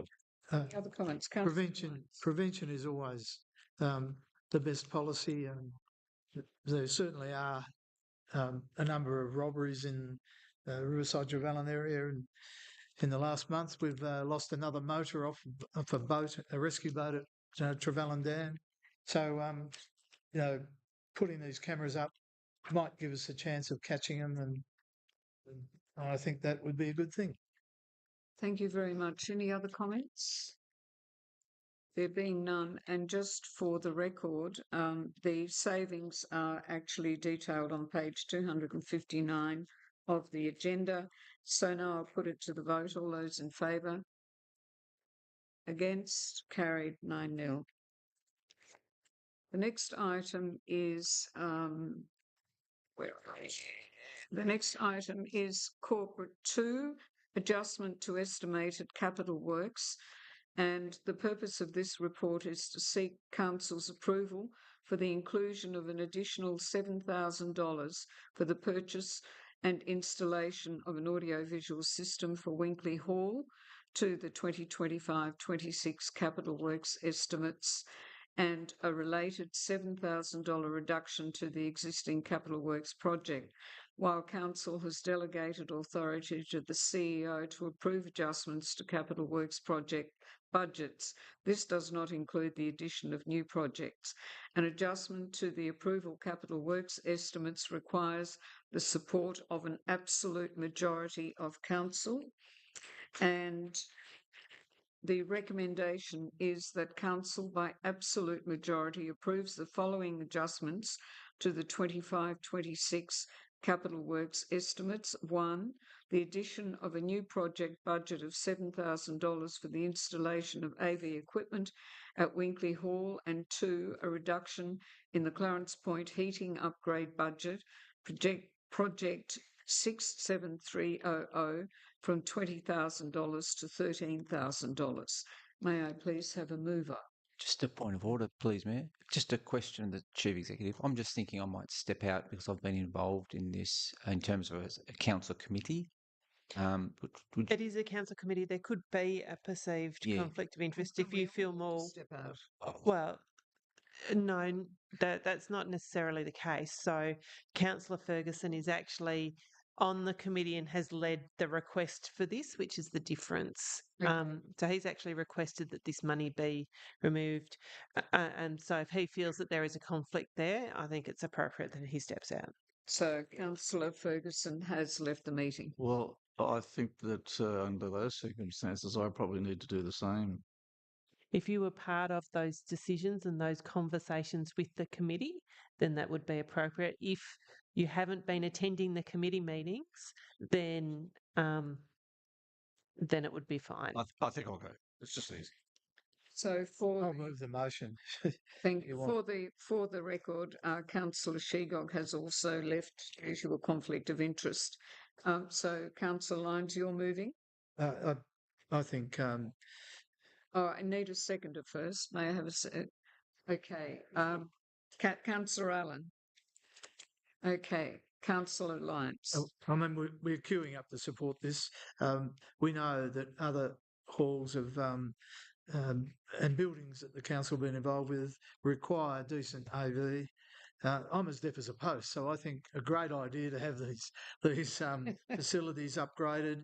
Careful, that could be a conflict of interest. Yes, well, they've done it personally for me, Mayor, but not really. I think it's a great idea. I wasn't aware of the reduction in the Clarence Point heating, but that's if that's a saving on the work that's been done there, that's a great thing as well, and it's assisted us to fund the Winkley Hall development. There's a great group of people doing this volunteer work with these halls, and we should, and I guess do, but we should be supporting them at every opportunity. We all know that there are less volunteers, and most of the volunteers now are old. And at least if we can provide them more comfortable facilities, then it may encourage other people to get involved. I think this is a very good motion, and I highly recommend it. Thank you very much, Councillor Lyons. Councillor Allen. Not much I can add after that, Councillor Lyons. Just to say, the other thing that's good to have these AV equipment in the halls is that it makes it easier to rent them out to other groups. Absolutely. Because they use that equipment too. Absolutely. Any other comments, Councillor Lantigas? Just a question for our Director of Community. Because we're just adjusting estimates, it's sort of like just adjusting the budget and based on where we think these projects are going to come in. So the reduction in the budget for the Clarence Point Hall, we actually haven't. Have we got any further clarity as to what that project may or may not cost? Yes, the work was actually completed last week. The cost is actually even less than what I had at the estimate, so it's actually going to be $10,000 for that's installed 2 heat pumps at Clarence Point Hall. Fantastic. Nothing else to add. Thank you. Any other comments? Before I ask Councillor Lyons to close, I agree with all the comments around the table. You know, the Winkley Hall has very rarely put their hands up for help. They're a very active community. If they need something in the past, they go and have a fundraiser and they do it themselves. And I think they do it really well. And I have no, I have no reservations whatsoever in supporting this application, this recommendation. They're a great hall committee, and as Councillor Allen said, you know, if they're getting up-to-date equipment, it really does make the hall more hireable, and that in return brings money back to the council committee. So I'm all for it. So without further ado, Councillor Lyons, would you like to close? I think, you know, we provide lots of facilities, and in some cases we put millions of dollars into some of these facilities, which do help certain parts of the community. I absolutely support most of them, and I mean, I think if we can do our little bit to try and encourage community use of these facilities, I think that's what we should be doing. I think Winkley Hall Committee do an outstanding work, and I've probably got a conflict of interest because I love their food. Yes, they certainly put on very impressive lunches and afternoon teas, don't they? Without further ado, I will put it to the vote. All those in favour? Against? Carried 7-0. We come to community and 12.1, Youth Advisory Council minutes and summary. The Youth Advisory Council meets monthly to discuss issues, concerns and praises they have from young people in the municipality. YAC consists of young people from the municipality, councillors and council's youth development officer. YAC strives to achieve the goals of the 23-26 youth strategy, and the recommendation is the council receives and notes the minutes as presented for the youth advisory council meeting held on the 16th of October 2025. A mover, please. I'm happy to move that. A seconder. Councillor Lana. Councillor Allen. So the Youth Advisory Committee is a committee of council, and certainly they're doing great stuff. So really, we're just moving their minutes from their last meeting, which we'll do on a regular basis. Thank you. Thank you. Councillor Lana. The YAC is an excellent initiative, bringing young people up into leadership roles as well as involvement, and I think it's an excellent committee that you've formed. Any other comments? Councillor Lyons. Oh, beg your pardon. That's all right. Yes. That's all right. Yeah, just in the minutes, it just highlights a question I'm going to ask later today, just the issues around Cleghorn Avenue. So this is a really good example where our youth very much have got something to share with us, and if we're listening, they're highlighting issues around Cleghorn Avenue, around traffic flow. They've recently raised issues around the underpass, the crossings, things like that. So I'm really pleased that we've got a group of YAC committee members that are actually present, growing in number and actually contributing. So it's very good. But just a quick comment on the Cleghorn. We do have an issue that we need to address with, work with stakeholders on Cleghorn Avenue and traffic flow. So I've got a question at the end of the meeting that I'll ask about that. But thank you. Any other comments? Well, before I ask Councillor Anna to close, I also think that YAC do a fantastic job. They're a great bunch of young people. I'm very proud of the fact that our council was the first council to appoint a youth mayor. And wouldn't it be wonderful if every other council adopted that policy and also gave those youth mayors an opportunity to meet from all over the state, just the way as we do as councillors at our state conferences? Because I think, it's one thing for a group in our immediate area to have ideas and be passionate about what they're doing, but I think they'd benefit so much more and develop more if they were able to to communicate with other youth mayors. There are now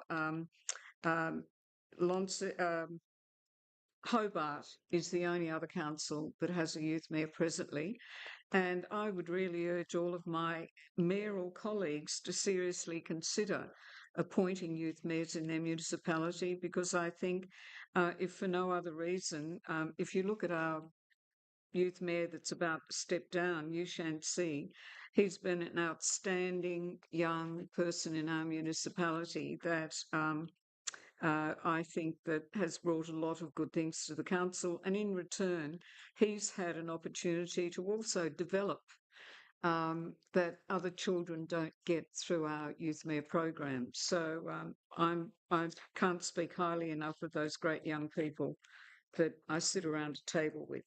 So without further ado, Councillor Allen. No, nothing further. Thank you. I will put it to the vote. All those in favour? Against? Carried 8-0. Councillor Manticas is not here. And for the record, the minutes are from page 265 to 266. 12.2, Community 2 Positive Ageing Committee minutes for October, and the summary, the West Tamar Council Positive Ageing Committee. I'll go to the back.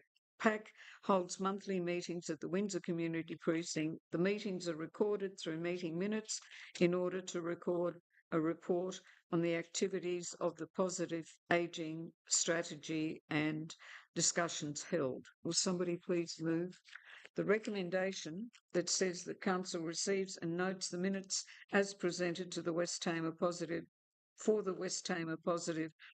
Ageing Committee held on a meeting on the 27th of October 2025. Somebody move. Councillor Sladden, and second. Councillor Allen. Thank you, Councillor Sladden. Yeah, similarly to the YAC, the PAC, which is this only slightly older committee of positive ageing, of which I'm a member, and as is Councillor Allen.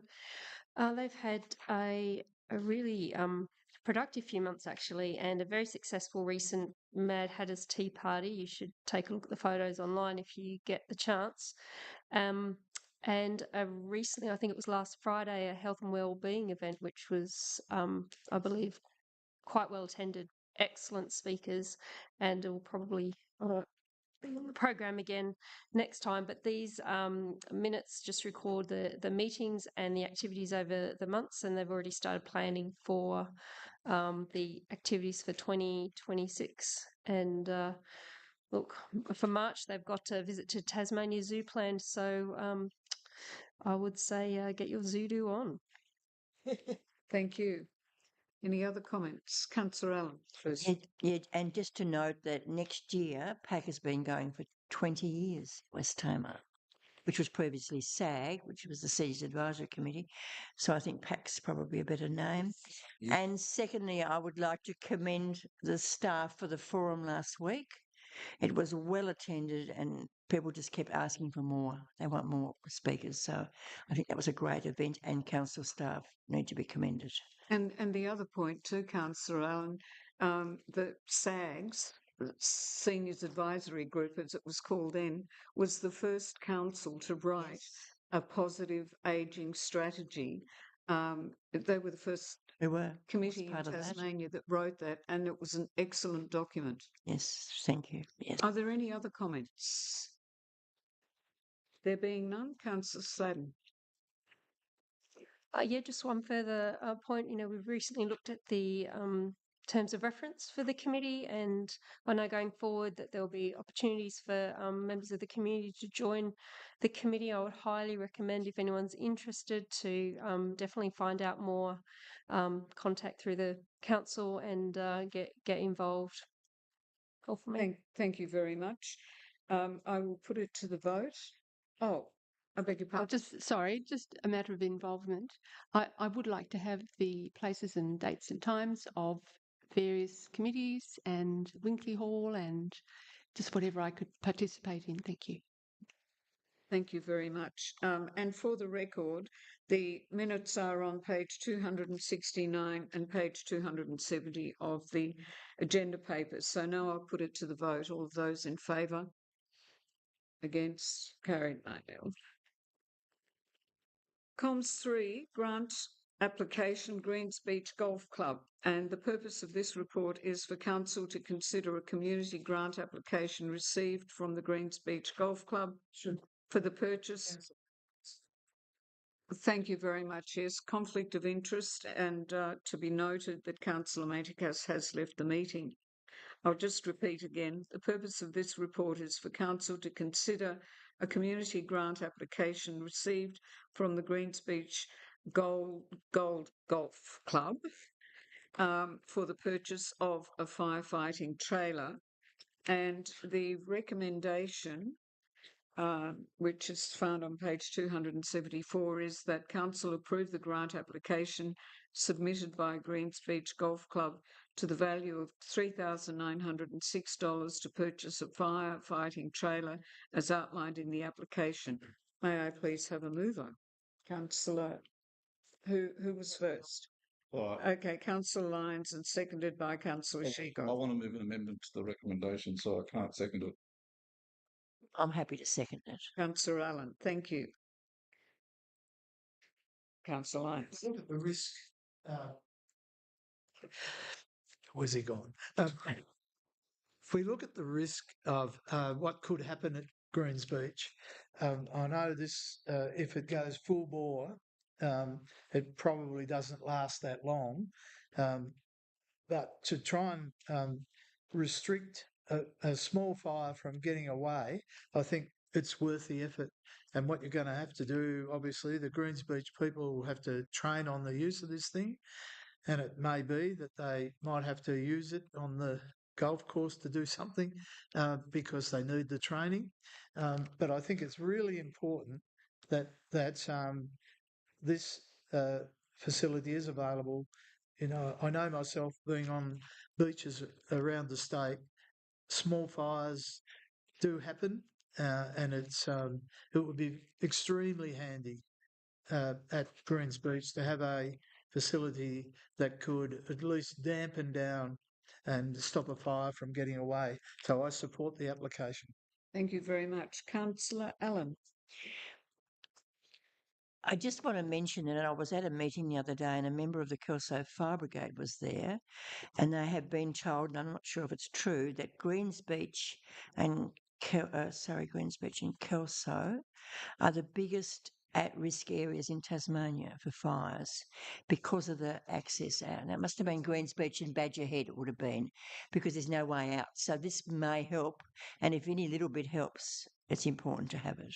Absolutely. And I agree, Councillor Allen, you know, the fact that there is only one way out, and there has been a lot of talk about a secondary lawn cutting through the coastal area through to Kelso. It's never happened. So anything that we can do to support them, I'm all for it too. Any other comments? Madam Mayor, can I just move an amendment to the recommendation or the motion put by the council?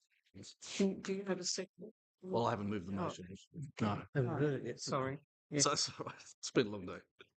That after application, comma, and that that signage is placed on the trailer indicating the trailer is a firefighting unit and part funded by the West Tamar Council. I'm happy to accept that. Thank you. So that Sorry, can we just wait 1 minute? Could you go over and just talk to our governance officer who's doing our minutes to make sure that it goes is up reflected on the screen before we move forward?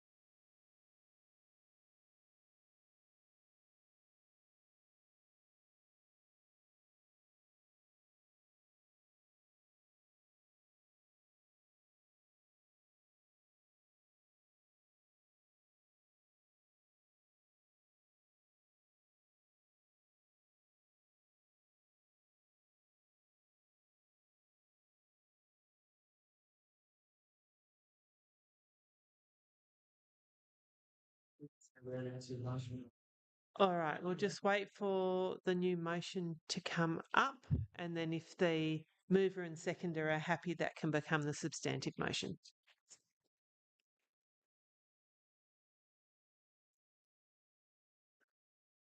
So the recommendation is that council approve the grant application submitted by Greens Beach Golf Club to the value of $3,906 to purchase a firefighting trailer as outlined in the application, and that signage is placed on the trailer indicating that the trailer is a firefighting unit and part funded by the West Tamar Council. Is the seconder, are you happy with that, Councillor? And so that becomes the substantive motion. Does anybody else wish to make a statement to that? No? Then, Councillor Lyons, would you like to close?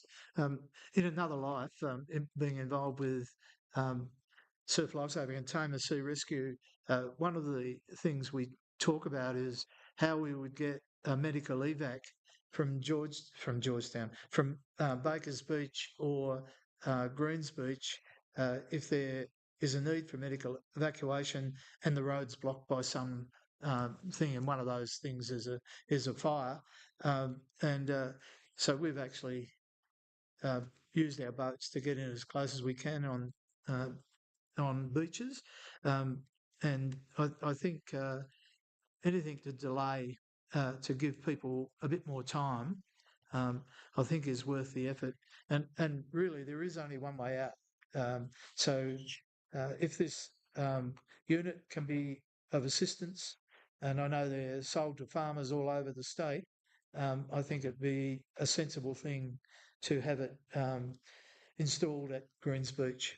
So, Lyons, my understanding is that there is partly a track that goes through the forest lawn property and goes halfway to Paranapple Road. And many years ago, the community wanted Paranapple Road to continue and meet up with that unofficial track, which would be the only way out of Greens Beach. I've ridden a horse through there, but I've never driven a vehicle. I think you'd get this trailer through there. Okay, put it. Yes, Councillor Lana. Thank you, Chair. My main concern is Councillor Lana, can I just let you know that once the debate is closed, it's really difficult when the mover has quoted it, but maybe we can talk about it later on and fit your views in. Thank you. So now I put it to the vote. All those in favour? 8-0. So Councillor Manticas can come back now. And the grant application for the record is from page 275 to 288. So item 13 is community assets, and there are no items in that section. People, culture and safety, no items. Petition, no items. Notice of motions. Motion on notice 16.1 from Councillor Caroline Lana. Councillor, would you like to move your motion? Thank you, Chair. I'd like to move the motion that Council engage a qualified engineer or drainage expert to prepare a stormwater drainage report and cost estimate for Little Swan Point Road, where the culvert near Teggs Road is too high to allow a drainage channel for backlog of stormwater lying behind it. Making a costing and feasibility assessment of providing a covered stormwater drainage channel for 20 metres either side of the culvert, which should be based on, if I can amend that, on the assessment findings. Request that the report provide recommendations for improved stormwater drainage and safety measures and/or safety measures given the assessment findings. Receives the report at a future council meeting with the findings and recommended actions presented for council's consideration. And the rationale is that whenever it rains... Once we've got a seconder. Sorry, Madam Mayor, can we just wait for that small change to occur to the motion that Councillor Lana indicated? So it was point 2. Thank you for allowing that. I think it just... So the change is that for 20 metres either side of the culvert, eastern end of Little Swan Point Road, based on assessment findings. Thank you. So we'd outside of brackets. So if you can just bear with us for a minute so that we can make sure that the motion that is on screen is correct.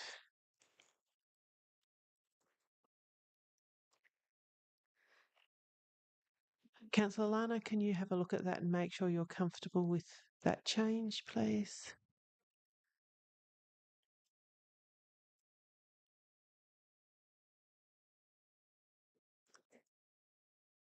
Can I just adjust number 4? Any possible recommended actions? So with the findings and any possible recommendations or any possible recommended actions. Recommendations, thank you. Any possible recommendations. So if we can remove the actions out.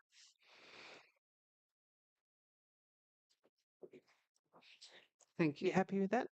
Thank you. Do I have a seconder? Councillor Sladden.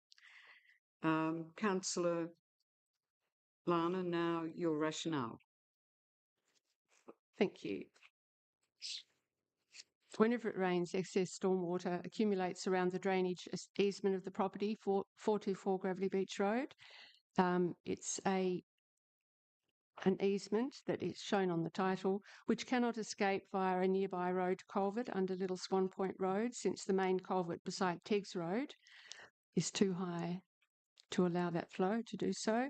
Whenever it rains, excess stormwater accumulates in swamp-like conditions on the property opposite 424 Gravelly Beach Road, since the Little Swan Point Road open roadside drains are inadequate, being without downward slope nor well-positioned culvert drain for groundwater to escape. Thank you. Seconder, would you like to speak? I'm not going to speak too much to this. I support the intention of the motion and the issue that's regarding, because stormwater is very important to this council. We've had to deal with stormwater issues in a number of locations. I just wonder whether perhaps there might be another mechanism of addressing this that doesn't involve using outside expertise. I'll leave it there.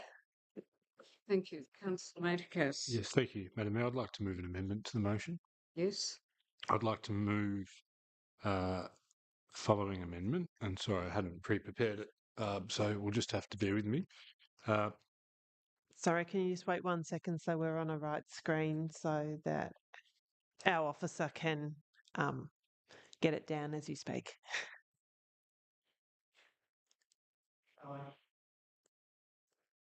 Right, Councillor Maticas. The amended motion is to read that council engage the council engineer to prepare a stormwater drainage report for council.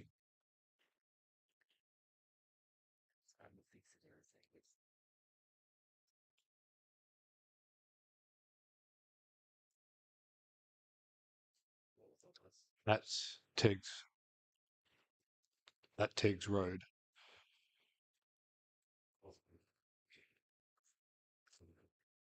That the council engaged the council engineer to prepare a stormwater report for Teggs Road. Yeah. That's the motion.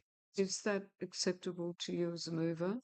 It doesn't have to be acceptable to the mover. So we're now going into an amendment process. Yes. Yes. Councillor Ireland's to second the Amended motion. You'll get an option to. So it's moved by Councillor Maticas that the amended motion read that the council engage a council engineer to prepare a stormwater report for Teggs Road, and it's being seconded by Councillor Ireland. Councillor Maticas. Thank you. And the reason why I've moved this amendment is the original motion I found called for an action without there necessarily being the qualified advice or the reports first being provided to the councillor. So it's very hard when you're getting a motion in such detail where it's calling for specific actions to support a motion when you're just in the absence of qualified advice. So I think the first step, and still supporting the intent of the motion, is that the council engineer who is qualified and understands the council's responsibilities under the Urban Drainage Act to prepare the report for the councillor's consideration. And obviously, the reasons for moving the amendment just as it stands is that once the council can receive such a report, if the report doesn't identify any issues at that location, well, then that's the end of it. But if it does, then council is well equipped with qualified advice to then determine at a later stage what other actions it chooses to take. I also think it's important that when we look at the capital works item and the budget of the council as it stands, we are stretched. And I think if there was an identifying need within the community, or if our responsibilities under the Urban Drainage Act weren't being met, we would obviously have to then prioritise a capital works project with competing community projects as well. So that's why I've moved the amendment. I'd urge the councillors around the table to support the amendment as it stands. Let's get the qualified expert to provide us the report first before we make any other decisions in relation to this motion. Thank you, Councillor Maticas. Councillor Ireland. Yes, thank you. Look, the council engineers are already over this project. They know all about it. They've got it penciled in for next year's budget. So if we actually take what Councillor Lana's going to propose, it's going to just delay the whole process by getting an external engineer. This is very basic stuff. I would be horrified if our council engineers couldn't do this job. It's basic catchment areas, culvert sizes, PEP, ME, what's the other one? AEPs, or is the 100-year flood, all that sort of stuff. These guys do it all the time. They're over this. It will come into next year's budget, I'm sure we can get it done. So we don't need to employ any external engineers to do a basic, simple job like this. Thank you. Any other comments? Councillor Lana. Can I just clarify a couple of points? It is my understanding that councillors are not to direct actions by council staff. Of course, our council engineer is qualified, and of course that would be appropriate. However, to be speaking about Teggs Road is misguided because it's the Little Swan Point Road that is having the difficulties. Thank you, Councillor Lana. Any other comments? Councillor Ferguson. Yeah, in its initial presentation, I was going to have some issues and lots of questions, and it's the types of questions I was going to ask for our engineer was, one, do you know about this? What's the current state down there? And if there is a requirement or any responsibilities or works, where were we planning it? We've got to be careful that we don't turn this council upside down, and we have to have very good strategy around our infrastructure. So I think I'd recommend this is a good amendment to get it on the list if it's not already on there. So yeah, so happy to support the amendment. Councillor Schigo. Yes, Madam Mayor. Look, thank you, Councillor Manicus, for moving your amendment, even though it hasn't been voted on, but we can talk to it clearly. I did have an issue with the first motion by Councillor Lana, and I still have an issue with the amendment because we're actually indirectly directing our council engineer to prepare a stormwater report for Teggs Road. Firstly, we don't know if that's already been done. Secondly, in what time will that officer do that? Because I know there are serious stormwater issues at Greens Beach, for example, and maybe that's what they're spending their attention on. Now, I have great faith in our engineers and our works department to prioritise investigations and works based on the highest risk and priority to the community. Now, by pushing them down this path, maybe at the expense of a more important project. And that's why I think that it's important that we stay out of this space and allow our works department and our engineers to navigate that field. I'm sort of semi-aware that there has been some investigation into this area, and therefore there's a number of factors. It could be quite expensive, it could be quite difficult, probably more so, and there could be a higher priority areas that the engineers are looking at. So, albeit good on you for moving an amendment to the motion, I still couldn't support either because I don't think it's in our realm to be pushing this button when we don't know the full picture. Comment. Yes, and then I'll comment after you. Okay, the comment I would like to make is the seconder. The seconder just said that Yes. if our staff look at it, it would be in next year's budget, and we can't guarantee that because, as Councillor Shegov has said, that mightn't be the priority that year. So we have to be careful that we don't say it'll definitely happen and give people false hope. Yes, it can be looked at, but it doesn't necessarily mean it'll go into next year's budget. Thank you, Councillor Lyons. My way of dealing with this would be to send an email to Dino and to the general manager, and then they put it on their list of priorities. But I support the motion if we can get as opposed to the original motion. I support the amended motion because I think that's one way of doing it. But really, the whole process is the wrong way round. We should be talking to our general manager and our managers of departments and allow them to come up with ordered priorities which we can vote on. I support the amendment. Thank you. I do have concerns too. I was disappointed that that our engineers weren't considered initially, because I think we've got a fantastic community assets department, and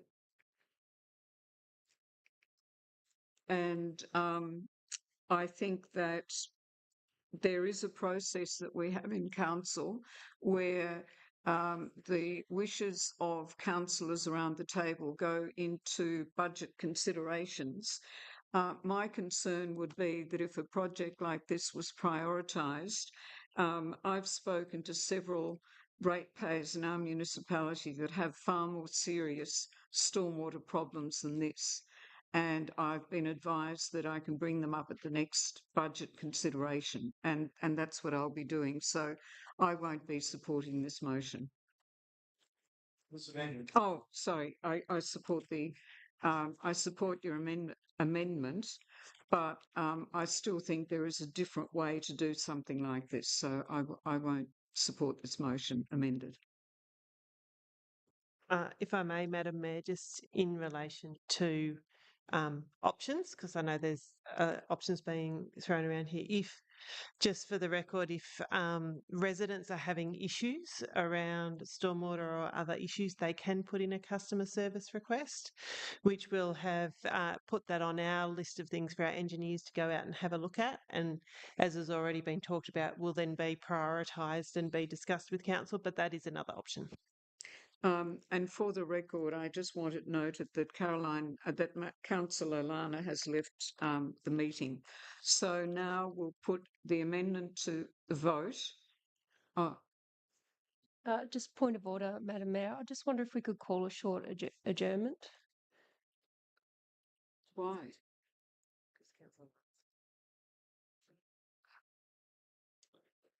It's probably fair. Yep. All right.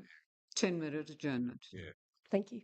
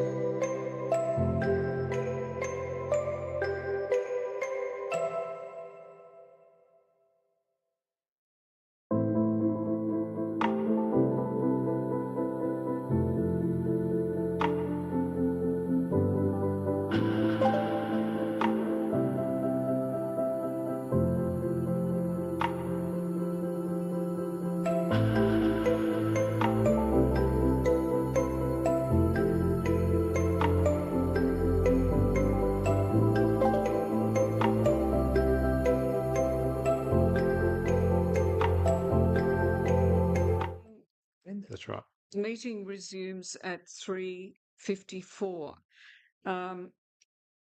If there are no other contributions, Councillor Manticas, would you like to close?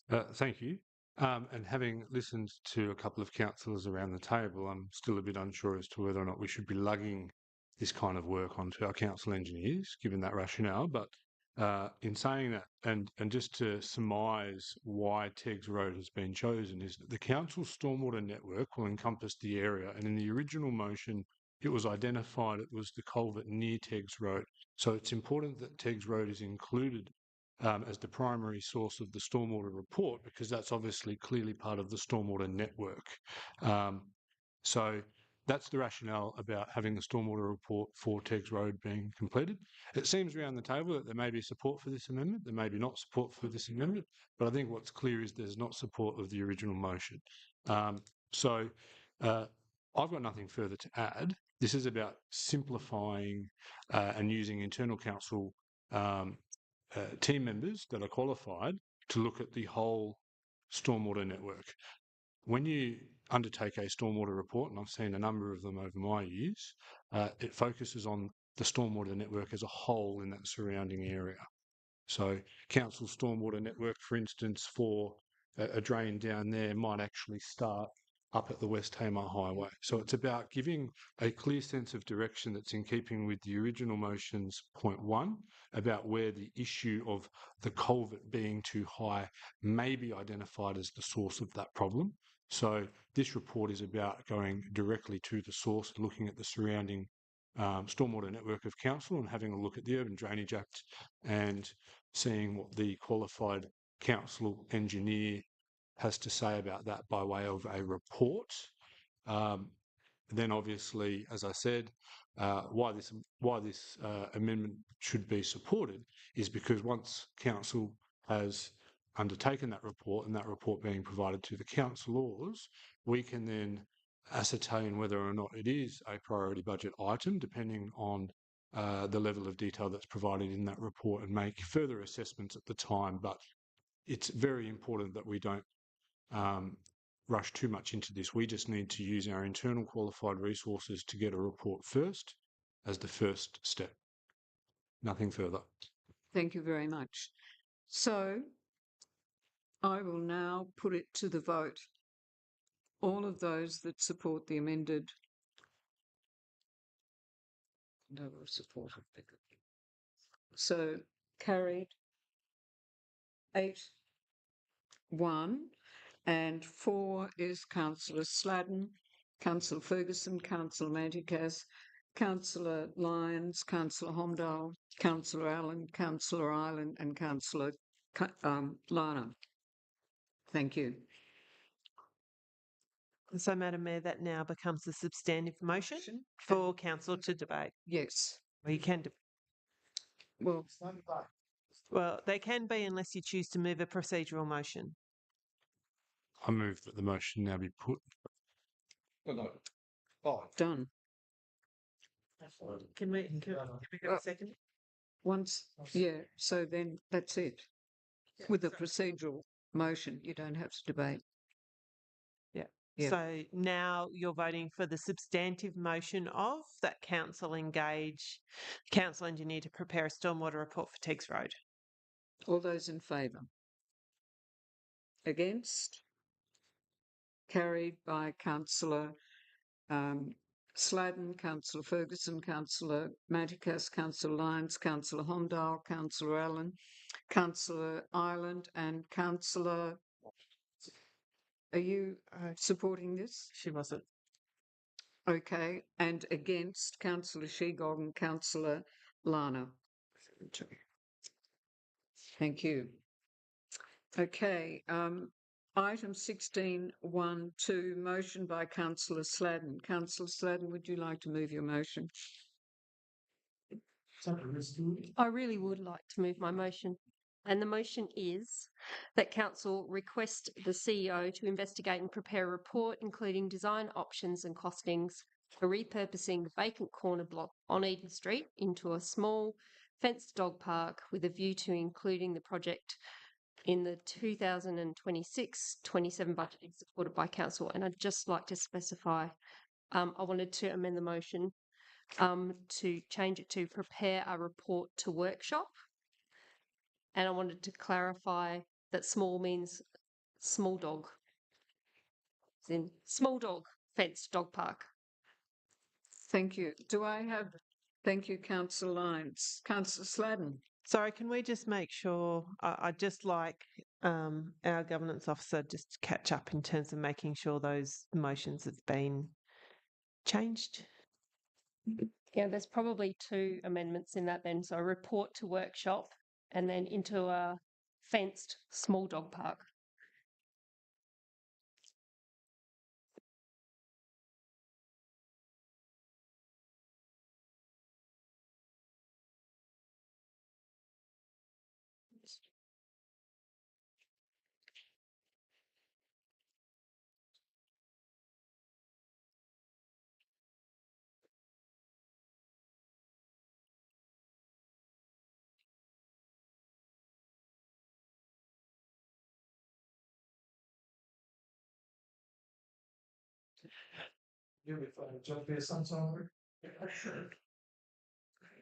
Is that... So, Councillor Sutton, can you just talk through your changes for me? Sure. So on the first line, prepare a report to workshop.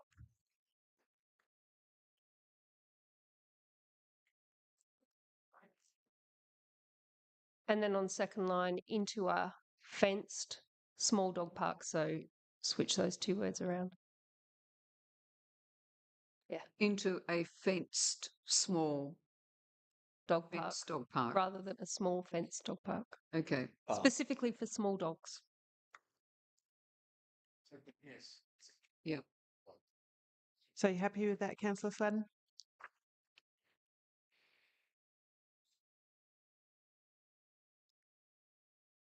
Yes. Councillor Lyons is the seconder. You're happy? Okay. Councillor Sladden.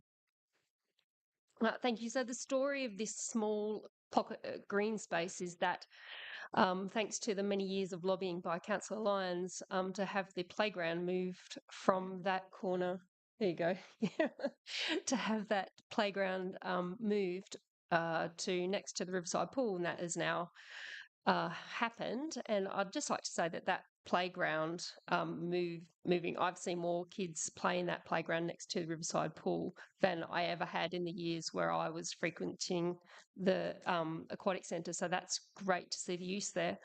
And once the playground was moved, the corner block was not really used for much, but I did notice occasionally that people had their dogs in there, and at that time it was gated, but the gates were removed, and it just pointed to me that this was a natural space where people could actually exercise their dogs. But looking around the municipality, we don't have a lot of spaces that are specifically allocated for small dogs, and I know that in off-leash areas, often small dogs and large dogs don't always mix well together.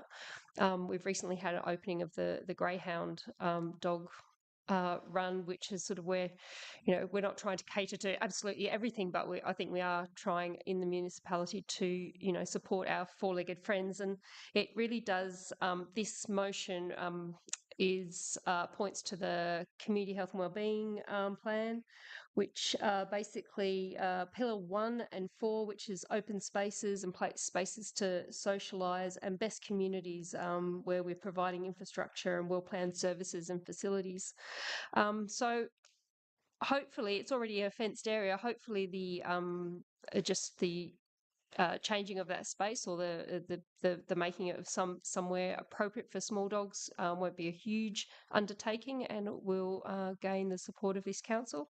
And I'll leave that open for debate. Thank you very much. Councillor Lyons. Bottom line, because it's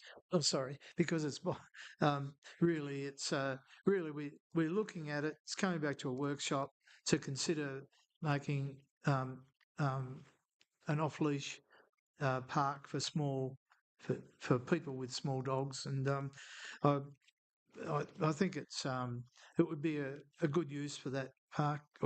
I think you all know that I would prefer to make it a staff car park, so we free up more space on that car park, particularly on big days for tennis and swimming. But I think it's a good use for it. At least we come up with a plan, work out how much it's going to cost, and then we'll reconsider it. Thank you. Are there any other quadruped owners, canine owners, that would like to speak?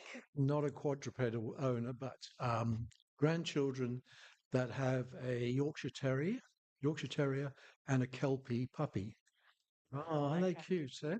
So, how are you going to police this small, medium, large? Because next year, when they come next time, that Kelpie puppy will be bigger. And he won't be allowed in. His Yorkshire Terrier will be okay. No, but they will be able to use the dog enclosure here at Riverside. I'm just being a bit sort of silly, but really, how are you going to define small? Are you going to have? I tell you what, you have a gate at a certain height. If they can't get through the gate, they can't get in. That's how we do it. Height thing. Oh, it's a great idea. Coming back to work, let's argue it there. Any other comments? Gosh, can you turn Jeff's thing off the Simon. No other comments? Yeah, sorry. Yeah, Councillor Matey. Yeah, look, I'm going to support this because what's happened as a result of moving the playground next to the aquatic centre is we've now got an underutilised, small, unique parcel of land already designated and zoned for some form of recreational activity. And it has very limited alternative uses under that zoning. And so a simple well, I look forward to the report, Chief Executive. So I'm expecting it to be a nice long one. But it could just show that there's very minimal work here that could be involved in actually being able to provide another wonderful community asset where everyone can enjoy. So certainly going to get behind this. Yeah. Thank you very much. Any other comments? Yes, Councillor Lana. Excellent use of an otherwise underutilised space. Thank you. Any other comments? If I may, Madam Mayor. Councillor Sheagold. Yes, I sort of agree with Councillor Ireland, even though he's been a little bit cheeky, as to what is a small dog. And unless we use a hole in the fence the dog has to fit through to make sure it's small, or we use one of those signs like at the Gee Whiz, where you have to be a certain height to get on a ride. Because the other problem is policing it. So if an Alsatian goes in there, what authority does council have to tell that dog owner to get out? Zilch. We'd have to pass probably a bylaw, but then it gets really tricky as to he may see that his Alsatian's a small dog. If Dino had an Alsatian and took it in there, compared to Dino, that probably would be a small dog. So there's all these complexities. I'm for it, but I'm just wondering how effective it's going to be of the definition of a small doggy. And the other thing is, there's no footpath on that side of the road, and it's on a corner. And I'm just wondering whether we may have to look at safety of dog owners coming to the park, because it is a blind corner depending on where you cross the road, and the footpath ends at the house just before the park. So there may be, Chief Executive, some safety concerns of people getting to the park as well. But other than that, I support it, but I'm just picking up this. I think we can take into consideration those things when we do a report, and there may be a mechanism in terms of definitions and things around our dog policy that's coming up for review. So there may be an option through that process to do some definitions, but in terms of investigating and preparing a report, we can certainly do that. And yeah, sorry, to just add to that, the little doggies might get out and run on the road too, like the playground. So Yeah, that needs to be I addressed. think some thought about safety has to be given, and that will be included in the report as to how we can best deal with it. But I think on the whole, I think dog owners are pretty good at, if there's a sign that says small dogs only, I think most dog owners are pretty good. And yeah, Councillor Ferguson. Yeah, just be careful about our terminology because we're using little, and I know a lot of small dogs that think they're very big. Well, my Jack Russell thought she was a Great Dane. So, yep. All right. Councillor Ireland, would you like to close? No, Slam. Sladden, I beg your pardon. Councillor Sladden. Gosh. Well, thank you everyone for the debate around the table. I'm not going to add anything further because I just think we've raised the points that need to be discussed in workshop when our very capable CEO will bring us a report. So nothing further from me. Thank you very much. I'll put it to the vote. All those in favour? Carried 9-0. Now, we do have two motions from the AGM today, and three, I beg your pardon, and they will, I would ask for a recommendation that we defer these to the next meeting so that we can receive a council report. Would somebody? So just for the purposes of transparency, we'll just note the three motions up on the screen there. I will note them then. The motion from Jamie. No, it's from Councillor Peter Carney. Oh, Councillor Peter Carney, yes. That's Former. Yep. OAM. So the first motion is that the West Tamar Council develops and adopts policy initiatives including planning reform that deliver available, affordable, accessible and sufficient housing for all who live or wish to live in the West Tamar. That's the first of the motions that was passed. The second one? And it's before we go, it's Peter Carney, OAM. Thank you. Then the second one, which came from James Walker, is that the West Tamar Council executes its own investigation into the inflow and infiltration of stormwater into the Lagana Sewage Treatment Plant lagoons during the calendar year of 2026. And the third one is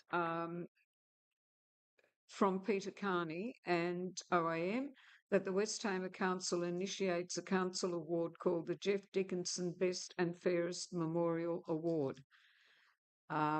Will somebody please move the recommendation that they be, thank you, Councillor Lyons, and seconder, please, Councillor Lana. So again, if we can just wait so that we can catch up. So the motion is to defer discussions on these motions until the next, to the December Ordinary Council meeting. Yes.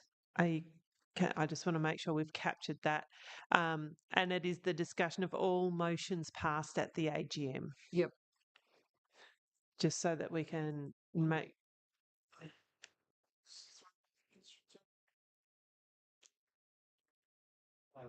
Referred to the December council meeting. Thank you. Yeah. And so are we happy with that? Yes. Yep. So just take procedural motion out of it and just make it motion. And may I have a seconder for that, please? Councillor Lyons moved. Councillor Lana, that's right. Anything further to add, Councillor Lyons? Councillor Lana? It's great. It's great to have input from the community as sensible motions, and that's possible at the AGM. And they're very good ones by the look of it. Thank you. Thank you. Any other comments? There being none, Councillor Lyons, wish to close? Oh.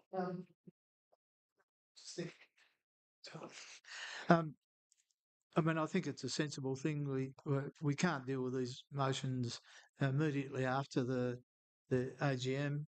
We have to have time to think about them, and I think the three motions, two from Carney and one from Walker, are worth debating, and I think we'll get a sensible outcome at the next meeting. Thank you very much. I'll put it to the vote. All those in favour? Carried 9-0.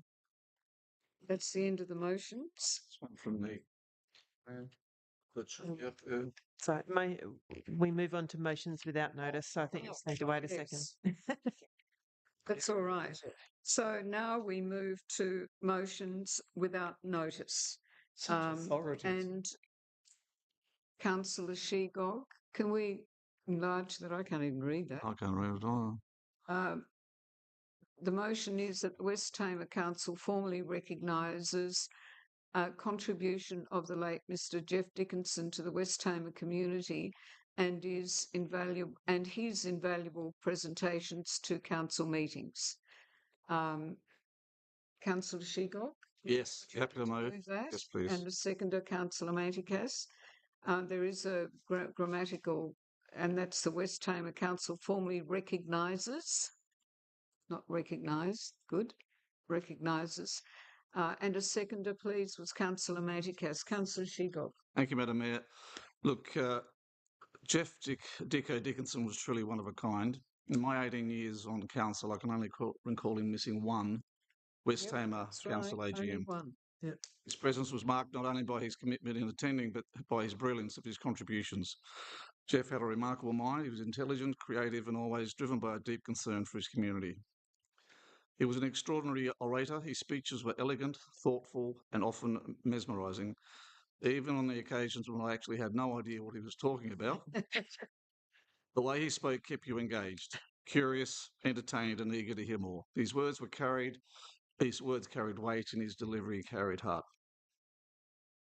At one of the last council meetings that he attended, Jeff, he came in true form.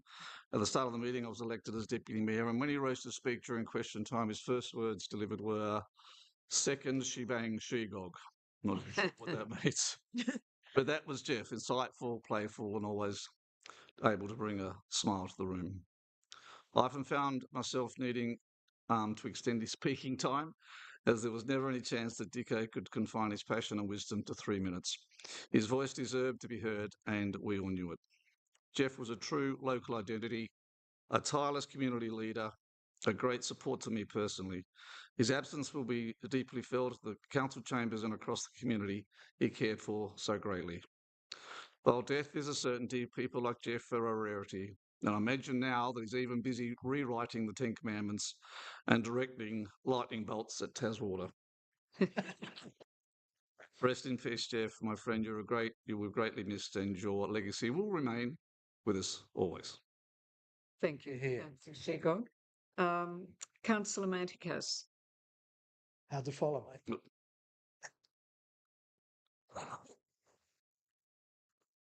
There's nothing that I could add any further to Rick's wonderful speech, acknowledging a great man. Well done. Would anybody else like to say something? Yes, Councillor Ferguson. Yeah, I'll just say that he was very, very intelligent and he could articulate very well. And when you spoke to him personally, he was very kind. Yeah. He was one of these people that could engage in a sometimes firm opinion, but he always showed respect and kindness. And I think that's a very rare thing. Unfortunately, it's a bit of a rare attribute these days. Any other comments? Just quickly, I think it shows by his wake just how many people in the community knew Jeff Dickinson. So yeah. I'd also just like to add my thoughts. I know when I first came on council, I was very concerned about safety on the West Tamar Highway, and this was one of Jeff's expertise areas. And I found his advice invaluable as to how we as a council should approach the government to spend more money on the West Tamar Highway, which when I came on council was a very dangerous road. And I'd just like to say, go gently, Dicko, and fly high. Thank you. So now I will put it to the vote. All those in favour? Against? Carried 9-0. Thank you. And thank you, Rick. That was great speech. Okay. On item 17 is councillors' questions on notice, and they're on page 296 to 297 with the responses. Item 17.2, councillor questions without notice, and I'll start with councillor Lana. Questions? Questions? Yeah. Any questions without notice to today's meeting? No. Thank you. Councillor Ireland. Nothing. Councillor Allen. I've got a letter here from the West Tamar Rotary Club. Now, this has been discussed previously, but quite a long time ago, that the rubbish from the Rotary shop at Beauty Point is accumulating really, a lot of rubbish. People are dumping all their rubbish out the front. And what they're asking, is it possible for them to get free of charge or some vouchers or something to use the tip or some tickets, because what they're doing is asking their members to provide tickets and everyone's running out of tickets. So all the money they raise goes back in the community.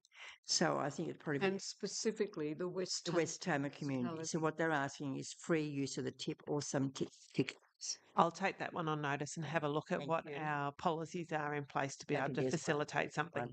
And CEO, I'm fairly certain that they did ask me once too, and I think I got 3 or 4 extra tickets at the end of the year when they just had so much rubbish piled up. Yes. Well, now it's got worse with the rubbish, of course. People are just dumping everything there. We'll have a look at it.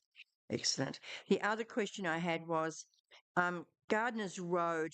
Council was going to clean out the drains along Gardeners Road, but only got about halfway across along the northern end. They haven't been cleaned out. So I wonder if that could be followed up. And I'd just like to put in my complaint or my concern about the late pruning of the plane trees in Beaconsfield. I just don't understand why they were so late.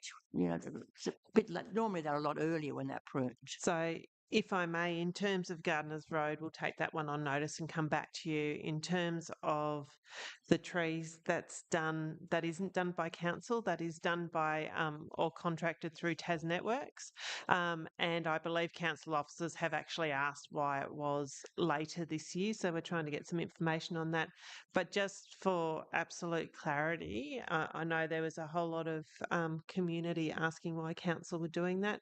It is really important to understand that it is not council who is doing that work. It is Tas Networks, and it is about safety and how far below those power lines those trees are. We certainly take their feedback on, and we have been providing some feedback to Tas Networks. It's just the timing of it is what I was concerned about. Because those trees were already shooting green leaves when they pollarded them right back to the trunk, and it should have been done in autumn while the trees were still dormant.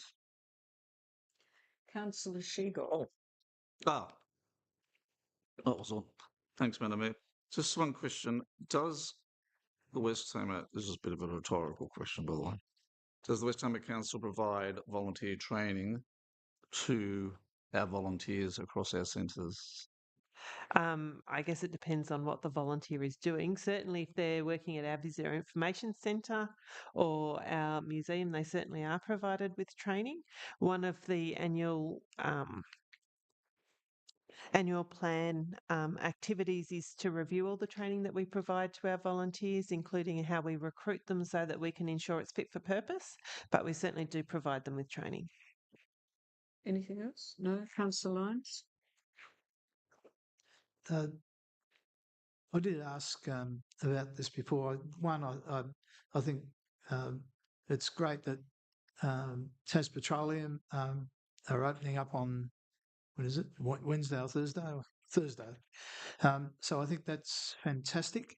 I did ask about demography of the West Tamar. I was told that they only have 200 kids. It's about 600 less than when I think I was working there as bursar. They had nearly 800 or over 700.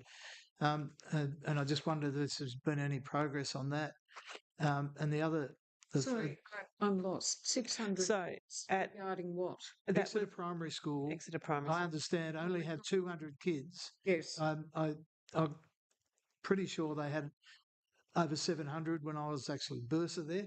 So I did ask about the demography of the West Tamar. It might make a huge difference as to what we do when, and I just wondered if there's any progress. I don't want an answer now, but and the other thing, I was extremely disappointed that the Minister for Parks knocked back our application to do some work in the river to cover what my opinion is unsightly and imported weed, rice grass in the Gravelly Beach area. Very disappointed. We got some money to do some work and we're unable to do it because the Parks Department minister wrote back and told us we couldn't. So, just by way of update to councillors, I have a meeting with Parks on Friday to discuss the outcome of that and to see whether there's any further way through. Thank you. Thank you very much. And with regards to your question about the children at the Exeter Primary School, I think it must be nearly 10 years since we've had a demographer come to council and do an overview of our municipality and where we're going in the future. And I just wonder whether we couldn't invite a very credited The staff worker, demographer see to what they come up with. So what we had said that was going to occur was council has got your strategic plan, which will occur, the strategic growth plan, and a number of other plans that are currently working its way through the system. Once those plans have been approved, then it would be anticipated that in next year's annual plan we would look at putting in a budget to engage a demographer to start having a look at what levers are available to council then to attract the type of demographic that will fit with the future vision of the municipality. So it is coming, but it's likely to happen in the next financial year once we've got some more clarity with the other strategic work that everyone has been doing. Thank you. And I think that those councillors that were here last time, we got so much out of the statistics that were presented to us of areas that we wouldn't have thought of. And it was yes, Councillor. ID Solutions. We've got a contract with ID Solutions, haven't we? Yeah. And they gave us a presentation not that long ago, and you can actually ask ID Solutions to prepare you a report. You know, how many people aged between 72 and 73 live in Lenina, for example. Where they work, what they do. We can easily provide that to you. The key with demographics isn't actually the report, it's how you interpret and what levers are available to you to change what the demographics might look like. And that's the important piece. We've also got REM Plan, which can provide us with similar data. So we can certainly, if council wishes to have one of those reports done, we can certainly do that fairly easily. What I would be suggesting is that demographers understanding all the different levers and the different policies that then can shape what a community looks like from a demographic point of view would be one of the next steps that council needs to consider. And Richard, I was going to recommend Bernard Salt. Well, as long as you don't get Bernard Salt and Lisa Denny in the same room, because they do not agree with each other. Okay. Anything else, Councillor? Councillor Matigas? Nothing? Councillor Ferguson? Yeah, thank you. Just a little preamble. So there's ongoing issues in Cleghorn Avenue in terms of traffic management on school pickups. Yep. I've seen a very hazardous situation unfolding on most days where there seems to be queuing in Cleghorn, and so I obviously it needs some sort of assessment. But I was just wondering, important to me is, can we please engage with Riverside Primary and Tas Police before the end of this school term to observe the issues and just start determining what process might be required to improve the safety around those times, because as I've said, effectively it seems there's a queuing line in a traffic lane that should be flowing, and and drivers are basically navigating, doing all sorts of unusual manoeuvres to get through. So Councillor Ferguson, what I can tell you is our inspectors have absolutely had a look at that, and we were having difficulty finding the right person at Tas Police. We've now found the right person to liaise with us, so we're certainly taking a proactive approach to that at the moment. It's not an easy issue. We've discussed this in council many times, and the main problem is that if you're driving south or north and you want to go into Cleghorn Avenue, the only way to do it is to go through the car park or swing around and go down to Eden Street and then go in. So I think it's a pretty big logistic issue, but I agree we should look at it sooner rather than later. Well, it's looking at the school pickup. Yeah, It's all apart. well, it is because we've had a survey done there too, Mayor. But the thing that something has changed in the medium term, something's changed there, and it may be the way that they're organising the pickup, because there literally is a queuing lane from the top of Clegg all the way down till the pickup line, and there's buses, and obviously it's observing it before the term finishes, so we can start thinking about it with the stakeholders. And then there's the people that want to turn left coming up Cleghorn Avenue, and the traffic's coming along the highway. So, yeah. Okay. Councillor Sladen, any questions? Just two. The first one is regarding Arana Place, which is, I don't know if anyone's ever driven or walked along there. It's quite a narrow road with no footpath, and I believe the local residents like to walk along there. And I have actually raised this a couple of years ago. I've just been made aware that it's quite overgrown there. I actually haven't been up in the last week, so that may well have been slashed in the meantime. But there's some stumps along there as well, so if we can at least get the slashers to come and cut that down to mitigate the trip. We received a request from the residents in and around Arana Place around that, so council officers are working through actioning that now. Yep. Great, thank you. And the other one was a ratepayer put in sent me an email regarding the development on Cormiston Road and just a complaint about the dust. And I don't think there's not been. I think that's been an issue before too. Yeah, it's progressing through our process as well. We've received that and are acting on it. Great, thank you. Thank you. If there are no further questions, we go to item 17.3, which are the responses to the previous questions on notice from Councillor Sladen and Councillor Allen, found on pages 299 and 230. And we now go into a closed meeting, and the recommendation is that by absolute majority pursuant to Regulation 17.1 of the Local Government Meeting Procedures Regulations 2025, Council close the meeting to the public at 4:21 p.m. to discuss the items as listed on page 301 of the agenda. So 4:31. 4:31, is it? Oh, Totty's head was in the way. Sorry. 4:31. And thank you very much again to our visitor from the Examiner. It's lovely to see you here. And thank you again to our very loyal ratepayer, Katie McIver. Thank you. Can we just have a move a secondary on that?